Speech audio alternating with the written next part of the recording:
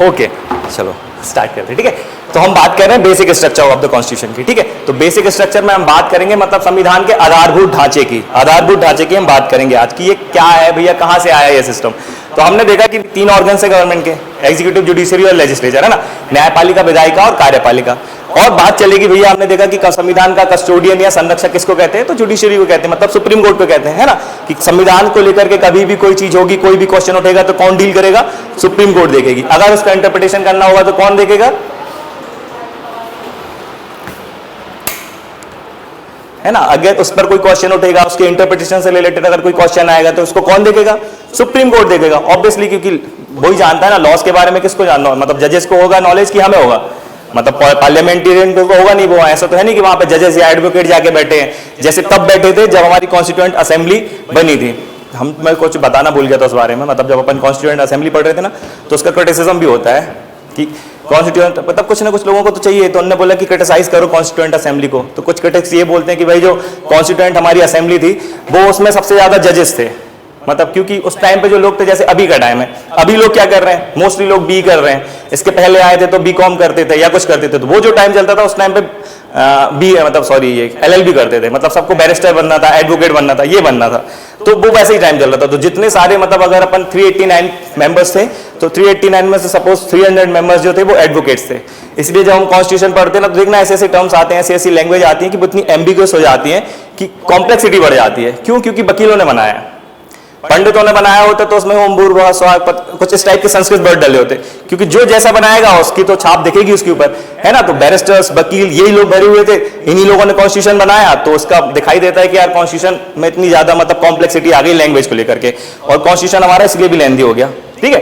तो एक उसका क्रिटिसिज्म ये भी है बॉडी का। तो अब जब इन्होंने कॉन्स्टिट्यूशन बनाया तो ऑब्वियसली तब तो बनी सी बात है यार, ये वकील लोग थे तो ठीक था। लेकिन आज की अगर हम डेट में देखें तो क्या ऐसा है कि आज हमारे जो पार्लियामेंटेरियन है वो पढ़े लिखे हैं, बहुत कम होंगे, कई तो गुंडे बन जाते हैं। नेता बनने के लिए क्या चाहिए, कोई क्वालिफिकेशन तो है नहीं ना। हमारे कॉन्स्टिट्यूशन में हम पढ़ेंगे कि कहीं नहीं लिखा कि अगर आपको एक लीडर बनना है या नेता बनना है, पॉलिटिशियन बनना है, तो ये क्वालिफिकेशन होना चाहिए, कुछ नहीं लिखा। सिर्फ लिखा है कि अगर लोकसभा का मेंबर बनना है तो इस 25 ईयर्स होनी चाहिए, 25 साल के हो तो लोकसभा के मेंबर बन जाओगे। राज्यसभा का मेंबर बनना है तो 30 ईयर्स होनी चाहिए। प्रेसिडेंट या वाइस प्रेसिडेंट बनना है तो 35 ईयर्स होनी चाहिए। ये क्राइटेरिया दिए गए हैं। साथ ही साथ इंडिया के ऑब्वियसली सिटीजन हो, ऐसा नहीं होगा कि अमेरिका का कोई बंदा आके बोले कि हमें भी प्रेसिडेंट बना दो, तो इंडियन सिटीजन होना चाहिए, बाय बर्थ नहीं, सिटीजन होना चाहिए। सिटीजन अलग होता है ना, सिटीजनशिप हम एक्वायर भी कर लेते हैं। जैसे हमारे यहाँ के लोग यूएस जाते हैं तो क्या वहां पैदा होंगे तभी उनको सिटीजनशिप मिलेगी, नहीं मिलती ना, मिल जाती है, एक्वायर कर लेते हैं। तो सिटीजनशिप अगर यूएस का सपोज कोई बंदा आके यहाँ रहा, जैसे हमारी मदर टेरेसा आयरलैंड की लेडी थी, वो आयरलैंड से आई थी, लेकिन हमने उनको भारत रत्न अवार्ड भी दिया, उन्होंने इंडियन सिटीजनशिप ले ली, है ना, तो वो रहेंगे। लेकिन ऐसा तो नहीं था कि वो इंडिया में पैदा होंगे तभी हम उनको सिटीजनशिप देंगे। सिटीजनशिप एक्वायर की जाती है, 4-5 तरीके होते हैं, जब हम सिटीजनशिप पढ़ेंगे तब देखेंगे, ठीक है। तो ऐसी ऐसी प्रॉपर्टीज हैं, मतलब अभी अपन ये समझ रहे हैं कि सिर्फ ये क्वालिफिकेशन दिए गए हैं, ये बातें हैं कि अगर आपको पॉलिटिक्स में आना है, मतलब पॉलिटिशियन बनना है, तो इतनी चीजें फुलफिल करो। हाँ, अगर पंचायत में आना है, लोकल बॉडीज में आना है ना, जैसे आपको ग्राम पंचायत हो गई, अगर नगर निगम में जाता है, यहाँ आना है, यहाँ आपको पार्षद का चुनाव लड़ना है, गांव में सरपंच का चुनाव लड़ना है, तो उसके लिए एज होती है 21 ईयर्स, ठीक है। ये डेट एज भी याद रखना है ना, वो एग्जाम में पूछता है कि पंचायत के लिए इलेक्शन फाइट करने के लिए एज कितनी होनी चाहिए, तो 21, लोकसभा के लिए कितनी होनी चाहिए 25, राज्यसभा के लिए 30, प्रेसिडेंट के लिए 35। ये एज क्राइटेरियाज हैं, एग्जाम में पूछते हैं वो लोग, है ना। अरेंज करने दे दे कि बताओ, या मैच करने दे दे कि ये कौन सा करेक्टली मैच दे या नहीं, तो हमें पता रहे। अब यही उठा के लोकसभा की जगह यहाँ पे पंचायत रख दिया और पंचायत को इसको 21 की जगह 25 कर दिया। अब आप कंफ्यूज हो गए, अभी तो याद है लेकिन तब याद नहीं रहेगा, इसलिए याद रखना। सब देखो, पंचायत सबसे नीचे लेवल की है, सरपंच को मतलब विधायक से बड़े थोड़ी होते हैं सरपंच, तो सबसे पहले बन जाओगे, इसलिए 21 रखी गई है एज, है ना, इसलिए इनकी 21 एज रखी गई है।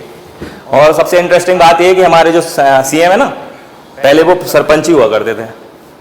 तो ये होती है हमारी डेमोक्रेसी का मतलब, ये किसको कहते हैं कि डेमोक्रेसी सही में वर्क कर रही है, कि कहाँ एक इंसान जो सरपंच था वो वहां से उठ करके आज सीएम बन गया, जैसे एक चाय वाले उठ के प्राइम मिनिस्टर बन गए। तो कोई भी बंदा कोई भी बन सकता है, लेकिन ये क्राइटेरिया फुलफिल करे। अब आप 15 साल के बच्चे हो, आप जाके बोलोगे हमें प्राइम मिनिस्टर बना दो, तो नहीं बनोगे, क्योंकि ये नहीं फुलफिल कर रहा है। एक आध दिन की बात अलग है, कोई कैंसर से कुछ हो रहा है या कुछ कर रहा है, उसकी इच्छा है कि मतलब मेरे लास्ट टाइम चल रहा है, मेरे को प्राइम मिनिस्टर एक दिन के लिए बनना, तो बन जाएगा, बट ऐसे नहीं बन सकता, ठीक है। तो कॉन्स्टिट्यूशन ने कुछ मेंशन करी है जो पॉलिटिशियंस के लिए कि क्या क्राइटेरिया होना चाहिए, तो वो ये है, ठीक है, और भी है लेकिन दो ये हैं, मतलब एक तो एज इतनी हो और दूसरा क्या हो, इंडियन सिटीजन हो, ठीक है, इतनी चीजें होती हैं। तो अभी अपन क्या बात कर रहे थे कि भैया ये जो अपन जो सुप्रीम कोर्ट और इसकी पार्लियामेंट की, तो अभी पार्लियामेंट मतलब पार्लियामेंट में वकील तो है नहीं, क्यों, क्योंकि ऐसा कोई क्राइटेरिया तो है नहीं कि नहीं जो बैचलर डिग्री लेके गया हो वो ही आ सकता है इसमें, देखा हमने, है ना। तो कोई भी उलझुल सब भरे हैं उसमें पार्लियामेंट में आकर के, इसलिए तो लड़ाई होती है, अब काम नहीं होता ज्यादा लड़ाई होती है। तो क्या हो रहा था,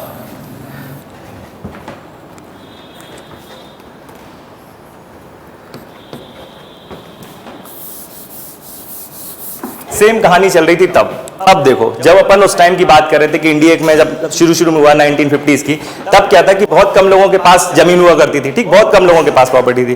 तो एक मूवमेंट भी शुरू किया विनोबा भावे जी ने, उस मूवमेंट का नाम था भूदान आंदोलन, सुना होगा नाम, भूदान आंदोलन। मतलब ये था कि बेचारे बहुत सारे गरीब हैं, लेकिन जो जमीन थी कुछ जमींदार टाइप के लोग हैं उन्हीं लोगों के पास होती थी, लेकिन अब गवर्नमेंट चाह रही थी क्योंकि भाई इक्वलिटी की बात कर रहे हो आप, तो हर किसी को राइट दोगे, आपके यार उनके पास कम से कम एटलीस्ट कुछ प्रॉपर्टी तो तब तो वो अर्न करेंगे, रह पाएंगे, अपनी जो है मतलब चला पाएंगे। तो एक विनोबा भावे थे, ठीक है, विनोबा भावे जी, ये इनका नाम याद रखना है ना, ये विनोबा भावे,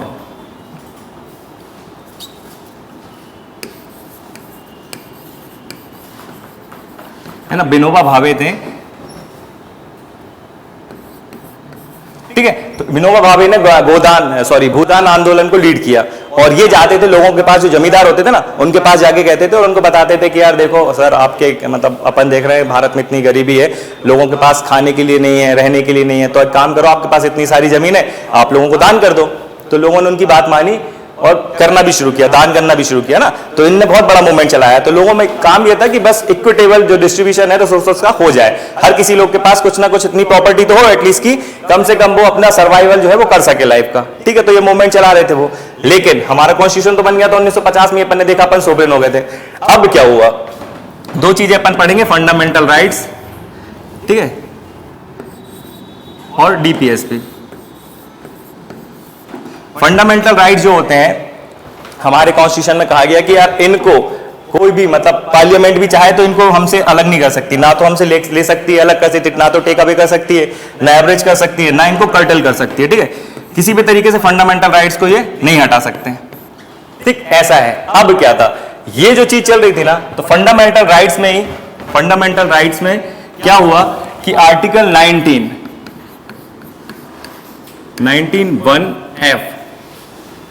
19(1)(f) और आर्टिकल 31, देखो ये दो आर्टिकल डले थे। अब क्या हो रहा था कि भैया इन आर्टिकल 19(1)(f) ये आर्टिकल कहता था कि भैया हर जो बंदा है, हर कोई जो इंडिया का सिटीजन है, इंडिया का सिटीजन है, सिटीजन की बात करो, कोई भी बंदा जो इंडिया का सिटीजन है उसके पास राइट होगा कि वो लैंड मतलब प्रॉपर्टी को होल्ड कर सके, ठीक है, एक्वायर कर सके, ये क्यों है, ठीक है, एक्वायर कर सके, ठीक है। तो किसी भी प्रॉपर्टी को कोई भी बंदा हो जो इंडिया का सिटीजन है, आर्टिकल 19(1)(f) कहता था कि अगर कोई भी जो इंडिया का सिटीजन है उसके पास ये राइट है कि वो किसी भी प्रॉपर्टी को होल्ड कर दे, उसको एक्वायर कर ले, ठीक है, उसका डिस्पोज कर सके, ये उसके पास राइट होता था, ये कहता था आर्टिकल 19(1)(f)। और आर्टिकल 31 ये कहता था कि कोई भी चाहे वो इंडिया का सिटीजन हो या चाहे ना हो, उसके पास ये राइट है कि अगर उसको उसकी प्रॉपर्टी से डिप्राइव किया जाता है ना, तो मतलब right against deprivation of his property, ठीक है। तो ये deprivation of his,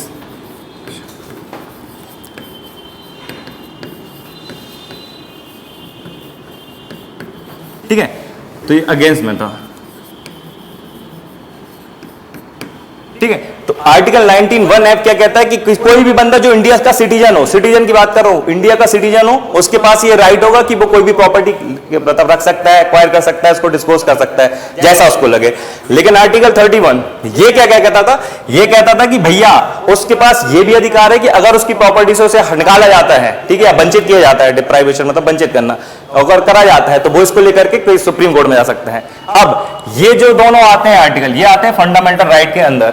fundamental rights हमारे चलते हैं आर्टिकल 12 से लेकर के आर्टिकल 35 तक, ठीक है। और हम ये देख रहे हैं ये 19 आर्टिकल 12 के अंदर है, मतलब इनके बीच में ही है कि बाहर है, इनसे अंदर ही आ रहा है ना, 12 के बाद 19 आता है ना, तो ये भी फंडामेंटल राइट्स है और आर्टिकल 31 भी फंडामेंटल राइट है? नहीं चल रहा, इसी नहीं चल रहा है ना।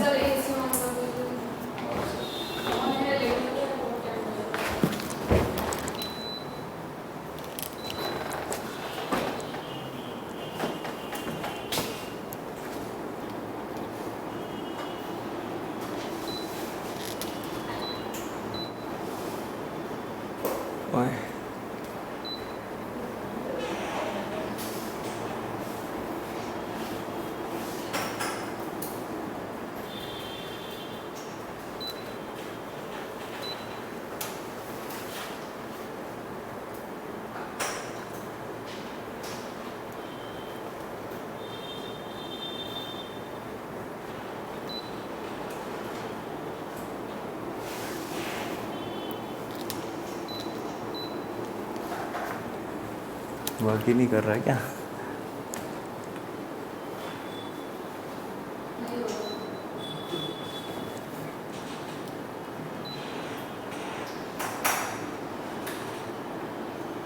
हुआ,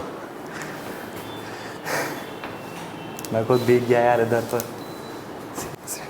वो चल रहा है, वो भी नहीं चल रहा। हाँ चल रहा है, हाँ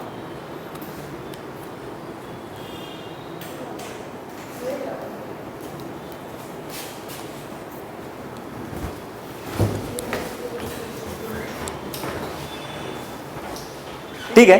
चलो वापस आते हैं अपनी कहानी पे। ठीक, देखो ये जो पूरा लफड़ा चल रहा था ना, ये इन लोगों के बीच में चला, लेकिन हुआ क्यों, अपन वहां चल रहे हैं अभी। ठीक है, तो सबसे पहले फंडामेंटल राइट्स में दो राइट्स हमें दिए गए थे। एक हमें जो सिटीजन है उनको दिया गया था कि उनके पास राइट होगा कि वो कोई भी प्रॉपर्टी को होल्ड कर सकते हैं, एक्वायर कर सकते हैं, डिस्पोज कर सकते हैं, जो लगे उनको कर सकते हैं, अपनी होली, दूसरे की नहीं।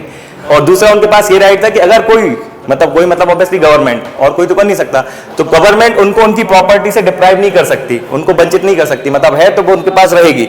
अब देखना, ये चीज समझ गए, और ये था फंडामेंटल राइट्स के अंदर। और हमारे कॉन्स्टिट्यूशन में कॉन्स्टिट्यूशन का कस्टोडियन किसको बनाया है? जुडिशरी को। अगर ये कोई भी अगर गवर्नमेंट ऐसा कोई चीज करेगी जो इसके अगेंस्ट जाएगी, तो कहां पे कौन इंटरफेयर कर जाएगा? Supreme court. अब देखो क्या हुआ, ये चीजें थी, दो राइट्स थे। गवर्नमेंट ने क्या भूदान आंदोलन चला रहे थे विनोबा भावे जी, ठीक है, वो लीडर है। क्वेश्चन पूछते हैं कि भूदान आंदोलन के कौन लीड कर रहा था, तो आंसर होगा विनोबा भावे जी। ठीक है, तो क्वेश्चन है ये, मतलब सारे क्वेश्चंस आते हैं, ठीक है, जो भी जिनके भी अपन नाम ले रहे हैं, तो वो तो चला रहे थे, लेकिन वो ऑफिशियली नहीं चला रहे थे, मतलब गवर्नमेंट की ओर से नहीं कर रहे थे वो, मतलब सोच रहे थे एथिकली जाकर के लोगों का जाके बोले। जैसे गांधी जी नहीं बोल रहे थे कि आप जाके, जैसे मार्क्स बोलता था कि सीधे जाओ और एकदम वायलेंट हो जाओ और जाके जो मतलब अपने इंडस्ट्रीज ने अपने मालिक उनको जाके मारो पीटो और उनसे छीन लो सब, ये मार्क्स बोलता था। लेकिन गांधी जी बोलते थे नहीं ऐसा मत करो, उनके पास जाओ, उनको प्यार से मतलब रिक्वेस्ट करो कि सर हमें भी जरूरत है, आप अपनी प्रॉपर्टी में थोड़ा सा हमें भी दे दो, ऐसे करके उनका हृदय मतलब उनको चेंज करो उनका, ठीक है, माइंड सेट जो आपको लेकर के है।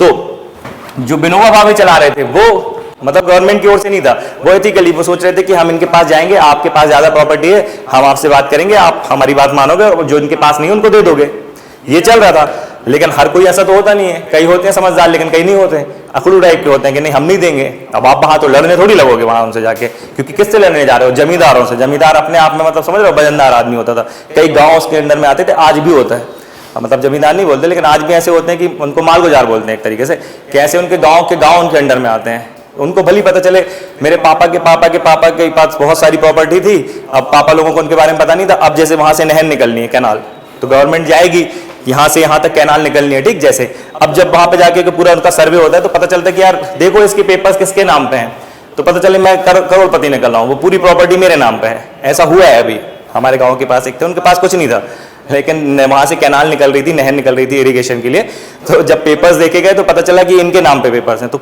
करोड़ों रुपए की जमीन उनके नाम को उनको फ्री की मिल गई, मतलब पापा की रही होगी लेकिन उनको पता नहीं था, उसके बारे में आइडिया नहीं था, तो ऐसे हो गई। तो सेम चीज अभी चल रही थी, ठीक है, तो लोगों से प्यार से बोल रहे थे, कुछ दे रहे थे कुछ नहीं भी दे रहे थे। आंध्र प्रदेश का एक गांव था, उसका नाम मेरे को याद नहीं है, उन्होंने सबसे पहले वो ऐसा गांव बन गया था जिसने अपनी पूरी जो प्रॉपर्टी थी वो सबको दे दी थी, और उनका यही पर्पस था कि यार इनइक्वालिटी कम करना, पॉवर्टी कम करना। वो कैसे होगी, तो एक तरीका ये था कि जो जमीन है सबसे पहले वो जमीन किसानों को दे दो ताकि बेचारे कुछ करने लगे, खेती करने लगे, अपनी जो लाइफ चल रही है वो उसको एटलीस्ट सर्वाइव कर पाए उसको, ठीक है, तो ये काम कर रहे थे। लेकिन हर कोई नहीं मान रहा था, तो गवर्नमेंट ने क्या किया, जवाहरलाल नेहरू की गवर्नमेंट ने फर्स्ट कॉन्स्टिट्यूशनल अमेंडमेंट किया, एक्ट 1951 में कर दिया, ठीक, first constitutional amendment act 1951 Jawaharlal Nehru, उन्हीं की गवर्नमेंट थी ना, पहले प्राइम मिनिस्टर थे, जवाहरलाल नेहरू जी ने करा।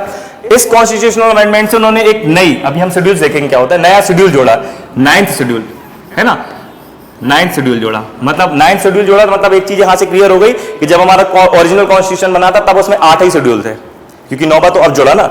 ओरिजिनल कॉन्स्टिट्यूशन में 8 थे, 9th शेड्यूल किससे जुड़ गया, फर्स्ट कॉन्स्टिट्यूशनल अमेंडमेंट एक्ट 1951 से। किसने किया, जवाहरलाल नेहरू जी ने किया। क्यों किया, तो इसका पर्पस यही था कि जो जमींदारी है ना, जमींदारी, इस जमींदारी हाँ को एबॉलिश करना, ठीक है। तो इस जमींदारी को एबॉलिश करने के लिए 9th मतलब फर्स्ट कॉन्स्टिट्यूशनल अमेंडमेंट एक्ट 1951 किया, और ये 9th जो है ये शेड्यूल है, ठीक है, ये शेड्यूल जुड़ा। ये क्या होता है अभी अपन देख लेंगे, ठीक है। अभी इतना बस याद रखना कि ये कर दिया, ठीक। अब देखो जैसे ही ये चीज इनने करी तो भैया जमींदारी कैसे एबॉलिश होगी, उनकी जमीनों को छीनोगे, मतलब छीनोगे इन द सेंस लोगे, तब तो जमींदार हटेंगे वहां से, तब तो जमींदारी प्रथा अलग होगी कि आपके पास ज्यादा जमीन है अब हम आपसे ले लेंगे। गवर्नमेंट ने ऐसा एक्ट ले आई, ठीक, ये प्रोविजन कर दिया कॉन्स्टिट्यूशनली, तो ये संविधान में आ गया कि अब जमींदारी प्रथा खत्म होगी, अब आप ज्यादा जमीन नहीं रख सकते। इसी के लिए अपन सुना होगा कभी हदबंदी, चकबंदी, कुछ ऐसे नाम वर्ड सुने, मतलब हदबंदी इन द सेंस कि अगर आपके पास 1000 एकड़ प्रॉपर्टी है तो अब गवर्नमेंट ने ये प्रोविजन कर दिया कि अब आप सिर्फ 100 एकड़ ही रख सकते हो, तो ये हद बांध दी, आपकी लिमिट कर दी, है ना, इससे ज्यादा नहीं रख सकते, इससे ज्यादा गवर्नमेंट की हो जाएगी। इस टाइप के प्रोविजन करेंगे बहुत सारे, फार्मिंग से, हाँ फार्मिंग से रिलेटेड है, ठीक है। तो अभी उसमें मत जाओ, अभी इतना बस याद रखो, इतना क्लियर हुआ। अभी अपन क्या देख रहे थे कि 2 राइट्स है, 19(1)(a) और ये वाला दोनों है।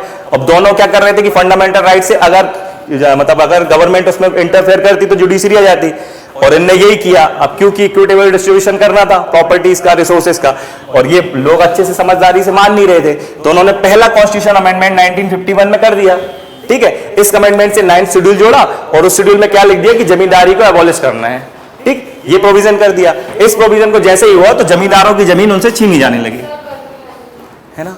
ये चीज क्या हो गया है यार, क्या कूलिंग नहीं कर रहे हैं, कूलिंग नहीं हो रही, तब तक फैन ही ऑन कर लेना एटलीस्ट यार, कम से कम कुछ तो चले।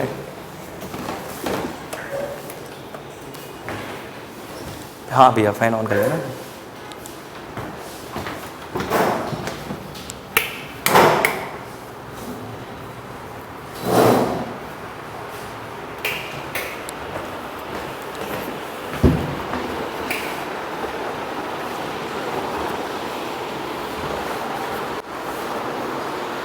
ठीक है, थोड़ा जोर से बोलूंगा, आवाज आ जाए आप तक, ठीक है, माइक में तो नहीं आएगी, कोई प्रॉब्लम नहीं। तो इतना क्लियर है ना, है ना। ये अमेंडमेंट कर दी, जैसे ही अमेंडमेंट हुआ तो गवर्नमेंट जाने लगी, मतलब ऑफिशियल जाने लगे और लोगों को जमीन से हटाने लगे, जो एक्सेस जमीन थी वो लोगों को देने लगे।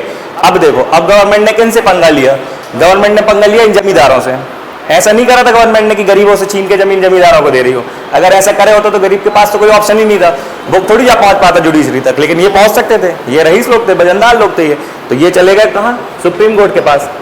सुप्रीम कोर्ट में जाके उन्होंने एक केस लगाया इस फर्स्ट कॉन्स्टिट्यूशनल अमेंडमेंट्स के अगेंस्ट, एक केस फाइल हुआ सुप्रीम कोर्ट में, उसको कहा जाता है शंकरी प्रसाद।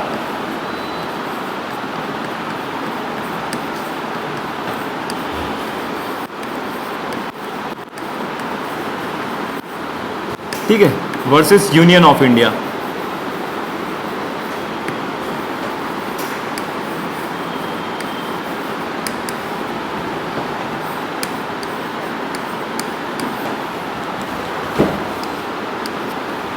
ठीक है, एक केस हुआ Shankari Prasad versus union of India, किसके अगेंस्ट हुआ, ऑब्वियसली इंडिया के अगेंस्ट, मतलब सॉरी यूनियन ऑफ इंडिया के अगेंस्ट, इंडिया है ये, ठीक है, हाँ है। तो ये केस हुआ Shankari Prasad versus union of India. इस केस में क्या करा इनने बोला कि साहब हमारा तो फंडामेंटल राइट है ये प्रॉपर्टी को रखना, और ये गवर्नमेंट ऐसा कॉन्स्टिट्यूशन अमेंडमेंट कर दी है जिससे ये हमारी फंडामेंटल राइट को वायलेट कर रहा है, आप इंटरफेयर करो हाँ जमींदार वाला ये अपन ने देखा ना, ये क्या हुआ, गवर्नमेंट ने ये फर्स्ट कॉन्स्टिट्यूशन अमेंडमेंट कर दिया है। अब जैसे अमेंडमेंट हुआ तो जो फंडामेंटल राइट उनका था, क्योंकि गवर्नमेंट एक्ट ले आई तो इस एक्ट के थ्रू उनकी जो जमीनें थी वो छीनी जाने लगी उनसे। जैसे ही जमीन छीनी तो किन की छीन रहे थे, जमींदार की, पावरफुल लोग थे, कहां पहुंच गए, कोर्ट में पहुंच गए। कोर्ट में केस फाइल हो गया Shankari Prasad versus union of India case, 1951 most important case है, ठीक है। ये कभी एग्जाम में पूछेंगे किससे रिलेटेड है तो बताना पड़ेगा, बेसिक स्ट्रक्चर यहीं से आएगा, ठीक। अब यहां पर सुप्रीम कोर्ट का वर्डिक्ट आया, केस हुआ, हेयरिंग चलती है, हेयरिंग चली और सुप्रीम कोर्ट में इसने ये बोला, सुप्रीम कोर्ट ने, कि भैया वो अमेंडमेंट किसने किया था? पार्लियामेंट ने किया था। पार्लियामेंट ने करा था ना फर्स्ट कॉन्स्टिट्यूशन, कौन करेगा? और कोई तो करेगा नहीं, पार्लियामेंट ने फर्स्ट कॉन्स्टिट्यूशन वही करती है अमेंडमेंट। कॉन्स्टिट्यूशन भी पार्लियामेंट बनाती है, लॉज भी पार्लियामेंट बनाती है, तो फर्स्ट अमेंडमेंट पार्लियामेंट ने करा था। तो इस केस में Shankari Prasad versus union of India जब केस पहुंचा, तो इस चीज में इनने क्या बोला कि इनने बोल दिया कि भैया हाँ पार्लियामेंट, मतलब सुप्रीम कोर्ट ने बोला कि हाँ पार्लियामेंट के पास राइट है कि वो फंडामेंटल राइट्स को जो है क्या कर सकती है? एवरेज कर सकती है, कर्टेल कर सकती है, कम कर सकती है। ठीक, हाँ, मतलब जो कर रही है वो सही कर रही है। मतलब जो पार्लियामेंट में मतलब जो जवाहरलाल नेहरू की गवर्नमेंट ने ये जो किया ना, इससे क्या हुआ कि फंडामेंटल राइट्स का वायलेशन हुआ ना। कि अभी आप खुद ही फंडामेंटल राइट में 19 में और इसमें बोल रहे हो, आप खुद ही इसमें बोल रहे हो 19 में कि हर किसी बंदे को जो किसी सिटीजन इंडिया का उसके पास ये राइट होगा कि वो प्रॉपर्टी रख सके, ये कर सके, वो आज सब ठीक है। और 31 ये मैं भी कह रहा हूँ कि आपके पास ये राइट भी है कि अगर आपको कोई भी बंदा जो आपको अगर आपकी प्रॉपर्टी से अगर डिप्राइव करे तो आप उसके अगेंस्ट जा सकते हो। ठीक है, और ये फंडामेंटल राइट्स हैं, इनका वायलेशन नहीं कर सकते, ये तो आपको मिलेंगे। और जैसे ही इन्होंने ये फर्स्ट अमेंडमेंट किया, इस फर्स्ट अमेंडमेंट में जमींदारी प्रथा को अबॉलिश करा, और जैसे ही सिस्टम को अबॉलिश करा तो भैया फंडामेंटल राइट का वायलेशन हो गया। वो लोग पहुंच गए कि इनने तो हमारे फंडामेंटल राइट का वायलेशन किया और ये तो फंडामेंटल राइट हमें प्राप्त नहीं है, तो हमें मिलना चाहिए। उन्होंने बोला भैया ऐसा नहीं होगा, जिसकी डपली उसी की भैंस, जिसकी लाठी उसी की भैंस। बोले कैसे? अब गवर्नमेंट किसकी थी उस टाइम पे? और तो मतलब शुरू की बात है तो सुप्रीम कोर्ट भी थोड़ा सा फेवर में ही रहा है ना उस टाइम पे। तो उन्होंने बोला कि बिल्कुल पार्लियामेंट के पास राइट है कि वो फंडामेंटल राइट्स को क्या कर सकते हैं? कर्टेल कर सकते हैं। जो उनने करा बिल्कुल सही किया, ठीक है। और जो ये मतलब ये जो हुआ था इसको सही ठहरा दिया। बोले हाँ बहुत अच्छी बात है, ये बिल्कुल कर सकते हो, और उन्होंने ठीक किया है। तो ये जो हुआ तो मतलब फंडामेंटल राइट का वायलेशन या जो वो काम किया था ना फर्स्ट कॉन्स्टिट्यूशनल अमेंडमेंट, उसको राइट किसने डिक्लेयर कर दिया? इस केस में उसको राइट डिक्लेयर कर दिया कि फंडामेंटल राइट बिल्कुल मतलब उनको अब क्या कर्टेल कर सकती है? कौन? पार्लियामेंट। ये राइट है पार्लियामेंट का। क्यों? क्योंकि बनाया भी तो उन्हीं ने ना, इसलिए उनके पास ये राइट होगा कि वो इसको भी कर्टेल करना चाहे तो कर दें। बनाने वाला उसको बिगाड़ भी सकता है। ये बोल दिया शुरू में किसने? सुप्रीम कोर्ट ने, इस वाले केस में। ठीक, फिर कुछ साल हुए, अब लोग शांत हो गए, लेकिन फिर एक दूसरा केस आया, उसका नाम है सज्जन सिंह। ये उतना इंपॉर्टेंट नहीं है लेकिन फिर भी याद रखना, सज्जन सिंह केस। ठीक है, ये 1964 में हुआ।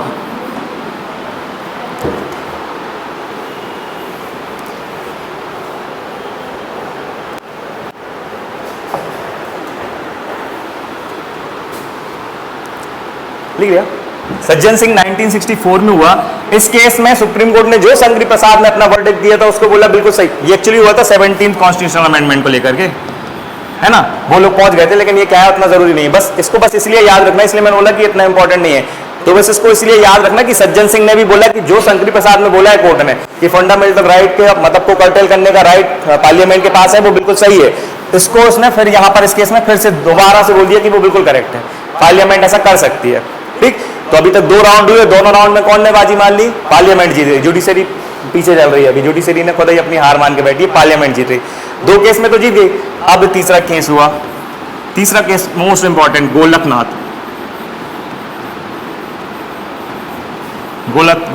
केस। ठीक है, ये हुआ 1967 में। ठीक है, कुछ साल बाद ही, मतलब 3 साल बाद ही। गोलकनाथ है ये, गोलकनाथ, ये उनके नाम रहते थे जिनके नाम पे होता था। गोलकनाथ केस हुआ 1967 में, और यहाँ पर नए सुप्रीम कोर्ट के जज बन के आ गए मोहम्मद हिदायतुल्लाह। ठीक है, ये इंडिया के पहले एक्टिंग प्रेसिडेंट भी बनेंगे, मोहम्मद हिदायतुल्लाह। कोई जरूरत नहीं है, बता देंगे अपन कॉन्स्टिट्यूशन में, नहीं बस इसको याद रखो। लेकिन ये गोलकनाथ केस क्या है और इस केस में क्या बोलेगा सुप्रीम कोर्ट, क्या वर्डिक्ट देगा, ठीक है ना। तो गोलकनाथ केस आया 1967 में। 2 केसेस में उनके फेवर में दिया था। ठीक है, पार्लियामेंट के फेवर में दिया, दोनों राउंड वो जीत गए, 2-0 से लीड कर रहे थे। लेकिन अब यहां पर पावर आई वापस सुप्रीम कोर्ट के पास, और सुप्रीम कोर्ट ने 180 डिग्री का टर्न लिया। अब ये खड़े और ऐसा पलट गया सुप्रीम कोर्ट एकदम फट से, और बोले भैया ये जो हम दोनों चीजें बोले रहे ये हमसे गलती से बोल गया, ऐसा नहीं है। कुछ भी बन जाओ तुम, लेकिन इतने शक्तिशाली नहीं हो सकता कि ये जो फंडामेंटल राइट है इनको वायलेट कर दो। अपने डिसीजन को, ये दोनों डिसीजन जो इसने दिए थे उसको खुद पे 180 डिग्री का टर्न लिया और बोल दिया कि नहीं, फंडामेंटल मतलब भली पार्लियामेंट के पास पावर है इनको अमेंड करने की, लेकिन ये पावर नहीं है कि आप फंडामेंटल राइट को जो है उनका भी वायलेशन कर दो। मतलब यहां पर इसको अपने डिसीजन को 180 डिग्री से मतलब उन्होंने चेंज कर दिया। ठीक है, इन दोनों को डिसीजन को चेंज कर दिया, डिसीजन को चेंज कर दिया यहां पर। ठीक है, 180 डिग्री से खुद ही का डिसीजन चेंज कर दिया। ठीक, कि ये जो दोनों डिसीजन लिए थे ना कि नहीं फंडामेंटल राइट को वायलेट करने का राइट इनके पास है, अब बोले नहीं है, भले आप पार्लियामेंट हो लेकिन आप ये जो है कॉन्स्टिट्यूशन का पार्ट है लेकिन आप इसको फंडामेंटल राइट्स को यहाँ पर वायलेट नहीं कर सकते। ठीक है, ये चीज बोल दी इनने, किसने? गोलकनाथ पे। मतलब इसका मतलब क्या है कि भैया जो आपकी पावर्स हैं कॉन्स्टिट्यूशन को अमेंड करने की, ये अनलिमिटेड नहीं है, लिमिटेड है ना। कुछ रिस्ट्रिक्शंस हैं उनके ऊपर, और वो रिस्ट्रिक्शन यही है कि आप फंडामेंटल राइट्स को वायलेट नहीं कर सकते, उनको कर्टेल नहीं कर सकते। ये गोलकनाथ केस में बोल दिया। ठीक है, जैसे ही सुप्रीम कोर्ट ने ये बोला, अब भैया आ गई थी इस टाइम पे इंदिरा गांधी।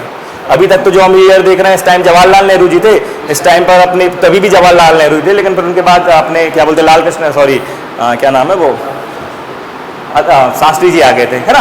शास्त्री जी आ गए थे प्राइम मिनिस्टर, लेकिन सीधे साधे से बेचारे, वो फंसते नहीं थे फालतू कामों में। लेकिन यहाँ के इसके बाद आ गई इंदिरा गांधी। ऐसे ही इंदिरा गांधी आई, उन्होंने बोली बेटा ठीक है तुम हमें बता रहे हो, उन्होंने बोला भैया पार्लियामेंट कौन है? पार्लियामेंट इलेक्टेड मेंबर्स की बॉडी है। इसका मतलब है कि हम यहाँ पे जो बैठे हैं, हम ऐसे ही नहीं जाए जुडिशरी टाइप के अपॉइंट होके आ गए, हमें लोगों ने चुन के भेजा है यहाँ पर, है ना। हमारे रिप्रेजेंटेटिव बैठते हैं ना वहाँ पे, तो हम ऐसे तो आ नहीं गए अपॉइंट होके, जैसे आप आ गए हो। जुडिशरी वालों को क्या हम इलेक्ट करते हैं क्या? वो तो अपॉइंट होके जाते हैं। वो कौन सी अपनी ब्यूरोक्रेसी कहलाती है, सॉरी एग्जीक्यूटिव कहलाती है, परमानेंट एग्जीक्यूटिव, है ना। जितने भी ब्यूरोक्रेट्स हैं जुडिशरी, ये परमानेंट एग्जीक्यूटिव है, और जितने भी MP MLAs हैं ये क्या है? ये टेम्परेरी, ठीक है, टेम्परेरी एग्जीक्यूटिव में आते हैं। तो वो तो बोले भाई आप लोगों को तो अपॉइंट करा है, लेकिन हम तो जनता ने हमें चुन के भेजा है यहाँ पे, अब हम जनता का काम करने के लिए बैठे हैं, इसलिए पार्लियामेंट के पास राइट होगा कि वो जो चाहे वो कर सकती है। अब देखो, जब सुप्रीम कोर्ट के ये जो केस चल रहे थे, तो अब इन्होंने एक और कॉन्स्टिट्यूशन अमेंडमेंट कर दिया। ये कर दिया पार्लियामेंट में 24th कॉन्स्टिट्यूशन अमेंडमेंट एक्ट। ठीक है,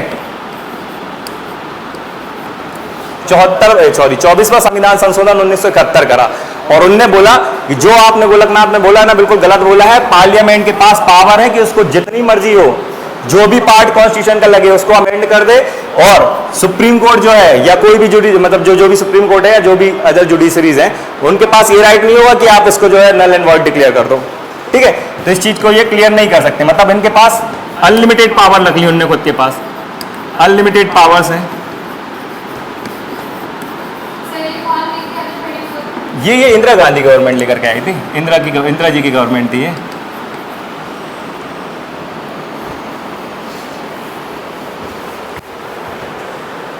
इंदिरा गांधी जी की थी। इतने आंसू आ रहे हैं, मैं खुद डिस्टर्ब हो रहा हूँ। ठीक है, 24th कॉन्स्टिट्यूशन अमेंडमेंट 1971 आया, और उस 71 में जो गोलकनाथ ने डिसीजन दिया था ना कि नहीं लिमिटेड पावर्स हैं पार्लियामेंट के पास, उस लिमिटेड पावर के अंदर में ही ये जो है क्या कर सकते हैं, अमेंडमेंट कर सकती है। ठीक है, उसको इनने चेंज कर दिया। अब ऑब्वियसली कॉन्स्टिट्यूशन अमेंडमेंट ही कर दिया, और एक्ट लेकर के आ गए कि नहीं भैया हमारे पास लिमिटेड पावर नहीं, हमारे पास अनलिमिटेड पावर्स हैं, और हम जो लगेगा हम करेंगे, और आप उसको रिव्यू नहीं कर सकते। ठीक है, तो ये बोल दिया इन्होंने इस कॉन्स्टिट्यूशनल अमेंडमेंट से, 24वां कॉन्स्टिट्यूशन अमेंडमेंट। ठीक है, 71 में। अब अगला केस आया केशवानंद भारती, केशवानंद भारती केस। ठीक है, वर्सेस स्टेट ऑफ केरला, वो बली ने आया था, स्टेट ऑफ केरला। ठीक है, amendment of the constitution, unlimited powers हैं टू अमेंड द कॉन्स्टिट्यूशन। ठीक है, अब चेंज तो नहीं कर सकते, लेकिन कॉन्स्टिट्यूशन को अमेंड कर सकते हैं ना, और उसकी अनलिमिटेड पावर्स हैं। ठीक, ये हुआ 1973 में।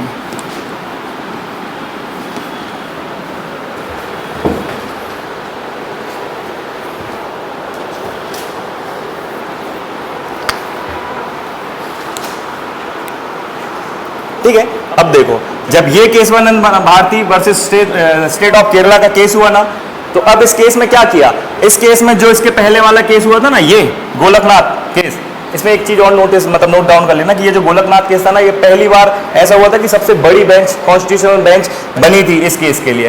तब तो उन्होंने इतना बड़ा डिसीजन दे दिया कि नहीं पार्लियामेंट के अनलिमिटेड पावर्स नहीं है, तो 11 मेंबर्स की बेंच बनी थी। ठीक है, 11 मेंबर्स थे इसमें।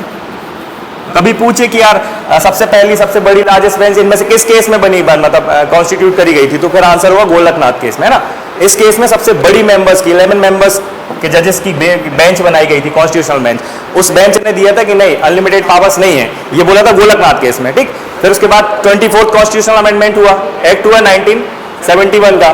ठीक है, इसमें ये किसने किया, पार्लियामेंट। अमेंडमेंट कौन करती है, पार्लियामेंट। तो पार्लियामेंट ने बोला नहीं हमारे पास अनलिमिटेड पावर्स है, और हम इसका जो है जैसे चाहे हम जो भी पार्ट हमें लगेगा हम उसको कर्टेल कर सकते हैं, अमेंड कर सकते हैं, फंडामेंटल राइट्स को भी हम कर्टेल कर सकते हैं, तो कर दिया। फिर जो हुआ 71 में, तो 73 में एक केस हुआ अगला, केस बनंद बनाम स्टेट ऑफ केरला केस, ये सबसे इंपॉर्टेंट केस है, ठीक है। इस केस में सुप्रीम कोर्ट फिर पलटा और फिर बोला कि भैया जो हमने गोलकनाथ में बोला था वो हमने गलत बोला था, और ये जो हुआ है, ये जो मतलब अमेंडमेंट हुआ है, ये बिल्कुल सही है। पार्लियामेंट के पास पावर्स हैं कि अनलिमिटेड पावर्स हैं कि भाई वो उसको लगे, जो भी लगे उसको अमेंड कर सकती है, कॉन्स्टिट्यूशन के जिस पार्ट को लगे उस पार्ट को चेंज कर सकती है, ये पार्लियामेंट की पावर के अंदर आता है। लेकिन एक बेसिक स्ट्रक्चर होगा, इसलिए ये केस बहुत इंपॉर्टेंट हो जाता है, क्योंकि बेसिक स्ट्रक्चर का कॉन्सेप्ट उन्होंने यहां पे दिया, ठीक है। एक बेसिक स्ट्रक्चर है कॉन्स्टिट्यूशन का, बेसिक स्ट्रक्चर है कॉन्स्टिट्यूशन का, उसको आप अमेंड नहीं कर सकते, ठीक। एक बेसिक स्ट्रक्चर है, अनलिमिटेड पावर्स हैं आपके पास, ठीक है। कॉन्स्टिट्यूशन के किसी भी पार्ट को आप अमेंड कर सकते हो, इस केस में बोला है इन्होंने, ठीक है, जो इनने इस चीज से ले ली थी खुद ने। जैसे ही वो सुप्रीम कोर्ट मतलब जैसे ही ये क्या, जैसे ही सुप्रीम कोर्ट ने ये वर्डिक्ट दिया कि नहीं आपके पास पावर नहीं है, तो पार्लियामेंट या जो अपनी लेजिस्लेचर है उन्होंने कॉन्स्टिट्यूशन अमेंडमेंट कर दिया। उन्होंने बोला नहीं तुम हमसे कैसे पावर छीन सकते हो, भाई हम खुद कर लेंगे, और 24वां कॉन्स्टिट्यूशन अमेंडमेंट किया और उन्होंने खुद पावर ले ली, बोले नहीं हमारे पास अनलिमिटेड पावर्स होंगी, हम जैसे मर्जी करेगा, जो पार्ट लगेगा हम उसको मतलब अमेंड कर सकते हैं, ये उन्होंने खुद ले ली, क्योंकि वो थे पार्लियामेंट से खुद ही एक्ट पास करा के ले रहे थे। फिर सुप्रीम कोर्ट के पास मैटर गया, किस केस से गया था, तो इस केस बनंद भारती बनाम स्टेट ऑफ केरला। इस केस से रिलेटेड कुछ फैक्चुअल चीजें हैं, जैसे इसके जो चीफ जस्टिस थे, सबसे पहले तो ये बेसिक स्ट्रक्चर ऑफ कॉन्स्टिट्यूशन, हाँ exactly, you can not amend that, इस बेसिक स्ट्रक्चर को नहीं कर सकते। आप सुनना, पहले भी सुनना, ठीक है। जैसे मतलब कुछ फैक्चुअल टाइप की चीज है, जैसे इस केशवानंद भारती में अभी अपन ने देखा कि सबसे बड़ी लार्जेस्ट बेंच सबसे पहली बार कब कॉन्स्टिट्यूट की गई थी, तो वो गोलकनाथ में थी, वो 11 मेंबर की थी। इसमें पहली बार 13 मेंबर्स की बॉडी थी, ठीक है, 13 मेंबर्स थे इसलिए देखो कि यार इतने बड़ा, इतनी, ठीक है, इतने बड़े, इतने सारे लोग थे, इसलिए बेसिक स्ट्रक्चर जैसा कॉन्सेप्ट आया। तो इतनी मेंबर की बॉडी थी, और जस्टिस सीकरी,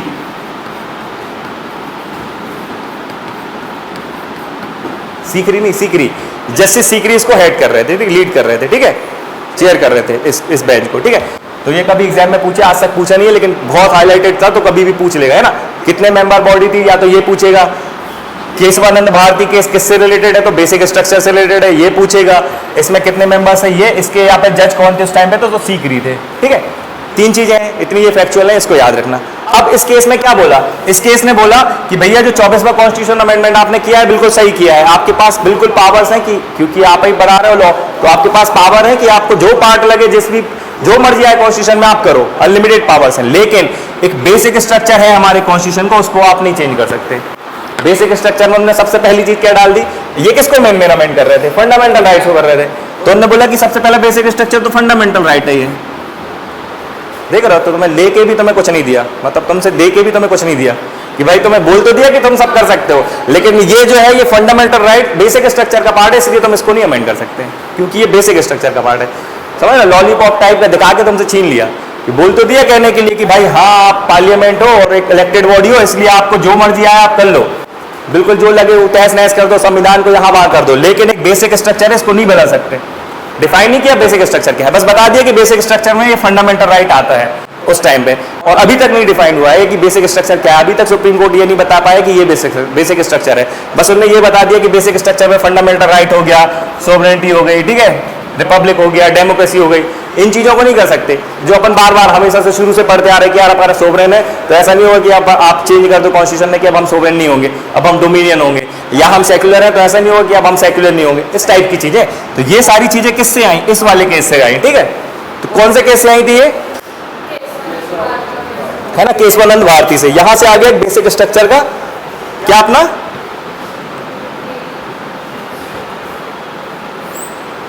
ठीक, बेसिक स्ट्रक्चर का एक चीज आ गई, ठीक है। उसमें क्या बोला कि भाई कर सकते हो, लेकिन फंडामेंटल राइट बेसिक स्ट्रक्चर का पार्ट है, उसको अमेंड नहीं कर सकते।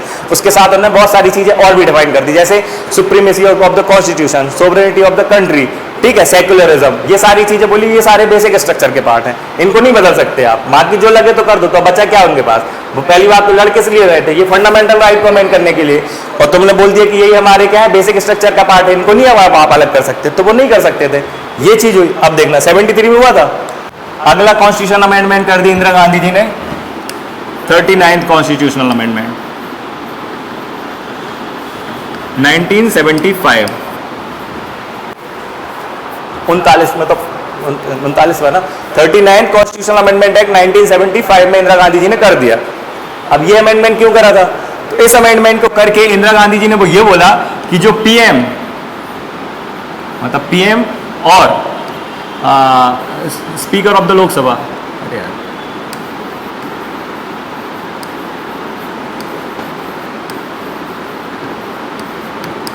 ठीक है, तो पीएम और स्पीकर ऑफ द लोकसभा के अगर इनके इलेक्शन से रिलेटेड कोई भी डिस्प्यूट होगा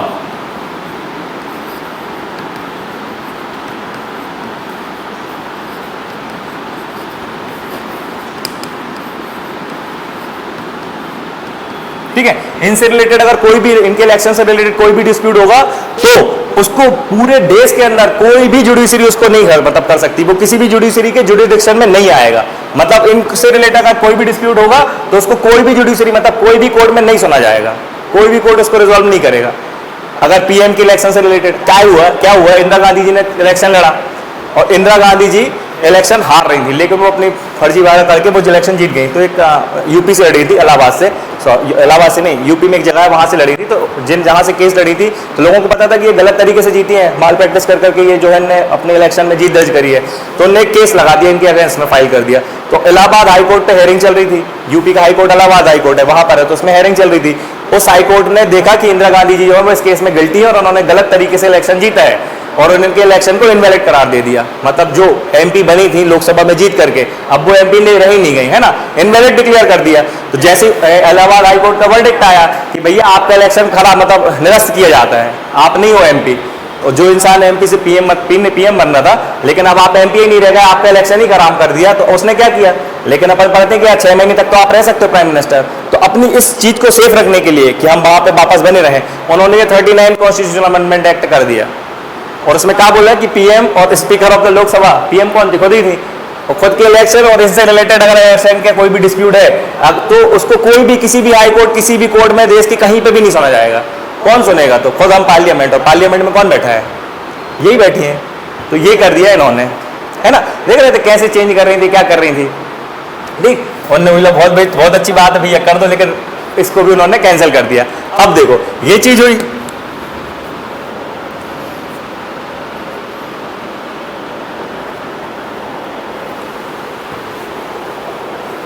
बहुत आंसू आ रहे हैं यार आज मेरे को, पता नहीं क्यों, बहुत डस्ट चली गई ना, ठीक है।